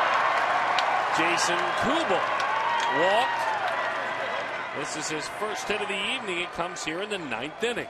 Well, that's one base runner you need. Kubel just stayed right on the fastball from Mott, just whipped it into right field past a diving Tyler Green. You need another base runner. Miguel Montero, let's see if he can go back to that swing we saw a couple innings ago, Janet. That little I'm going to get me a base hit swing rather than swinging and trying to hit it all the way to Tucson. That drove in a run in the 6th inning. It was his second hit in the inning. Gas. 97 miles an hour to the inside corner. Miguel Montero didn't think so. Man, this kid throws hard.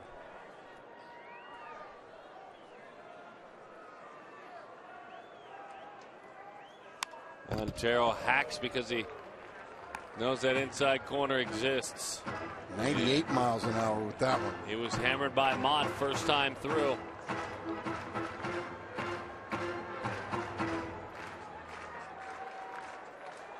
That head shaved clean and the beard going out the bottom side of that dome.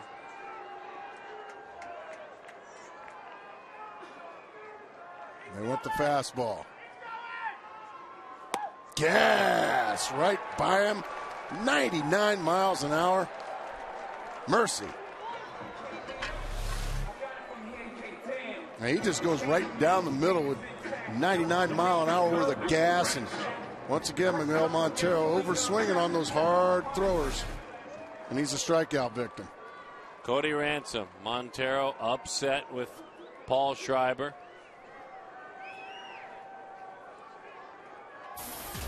Cody Ransom. I think that's just more frustration from Montero. Well, the Diamondbacks haven't been playing very well the last week. Looked like things really were starting to come around here in the 6th inning when they put up 6. Yeah. Turns out to almost be spitting in the wind when that happens. I mean, there's no moral victories in big league baseball. No. Not at all. Losses are losses and wins are wins. And that's what you play for. Right. There is no notch in the almost coming back column. Right. No.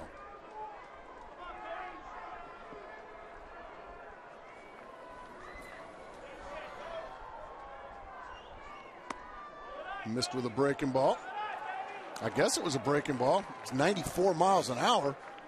Might have been his circle change. Kind of looks like a... Well, I don't know. I just know he's got a Sasquatchian beard out there. 3-1 the count. Now, you one more wide one from getting the tying run to the plate, and it would be in the name of Lyle Overbay. Oh, you got tacos. You got tacos, yeah, you folks. got them. That's right. You got him. gas. Goodness gracious. When you can rear back and throw a 3-1 fastball right by a major league hitter that's looking for a fastball, you know you got a special arm.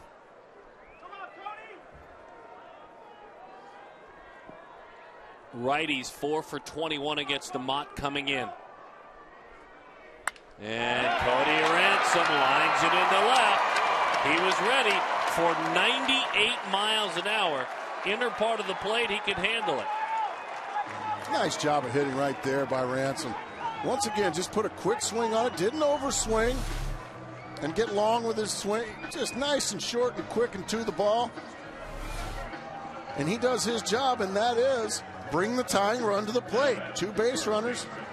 Brings Lyle Overbay, who's hit the ball hard tonight a couple of times. He's lined out to second. And was robbed of a base hit earlier by Tyler Green with a diving play. So Lyle Overbay. There's a rally cap. Nicely done there, young lady. So Mott takes a walk around. Jason has allowed 1 home run this year. It was to Ryan Braun back on April the 8th.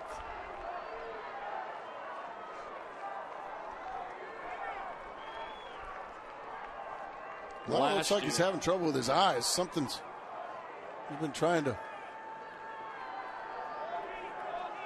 Well, you kind of need your eyes with Jason Mott out there throwing pellets.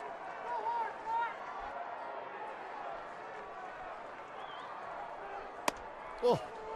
Inside. I guess. Still blinking.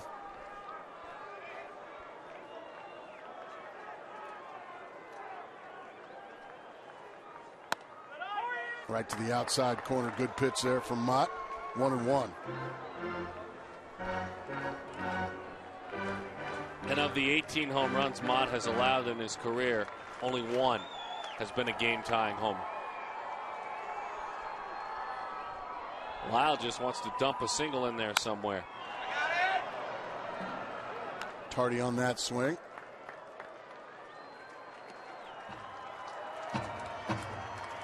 $26,447 fans. Some have hung around to see if Arizona can do it one more time. Rally caps here, rally caps in some of your living rooms right now. Lyle again just hanging around. Can't handle the fastball yet. 99 mile an hour with a gas from Mott. Lyle battling him though.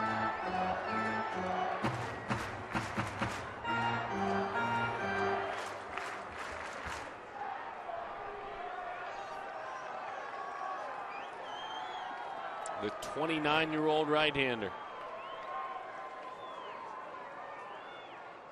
deals to the veteran.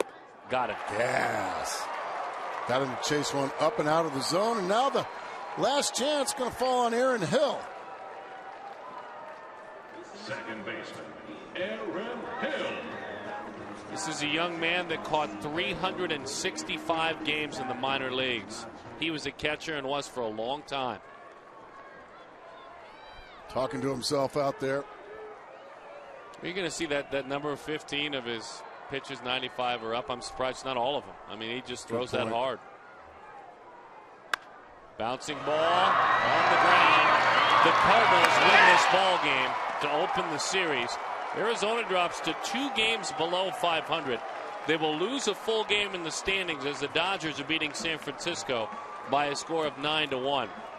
So after starting off 4-1 on this road trip, Arizona with just 1 win in their 6 games to follow. We'll step aside. Post-game show coming your way. Brad Stanky, Joe Borowski want to talk about it, and it's right after this commercial break.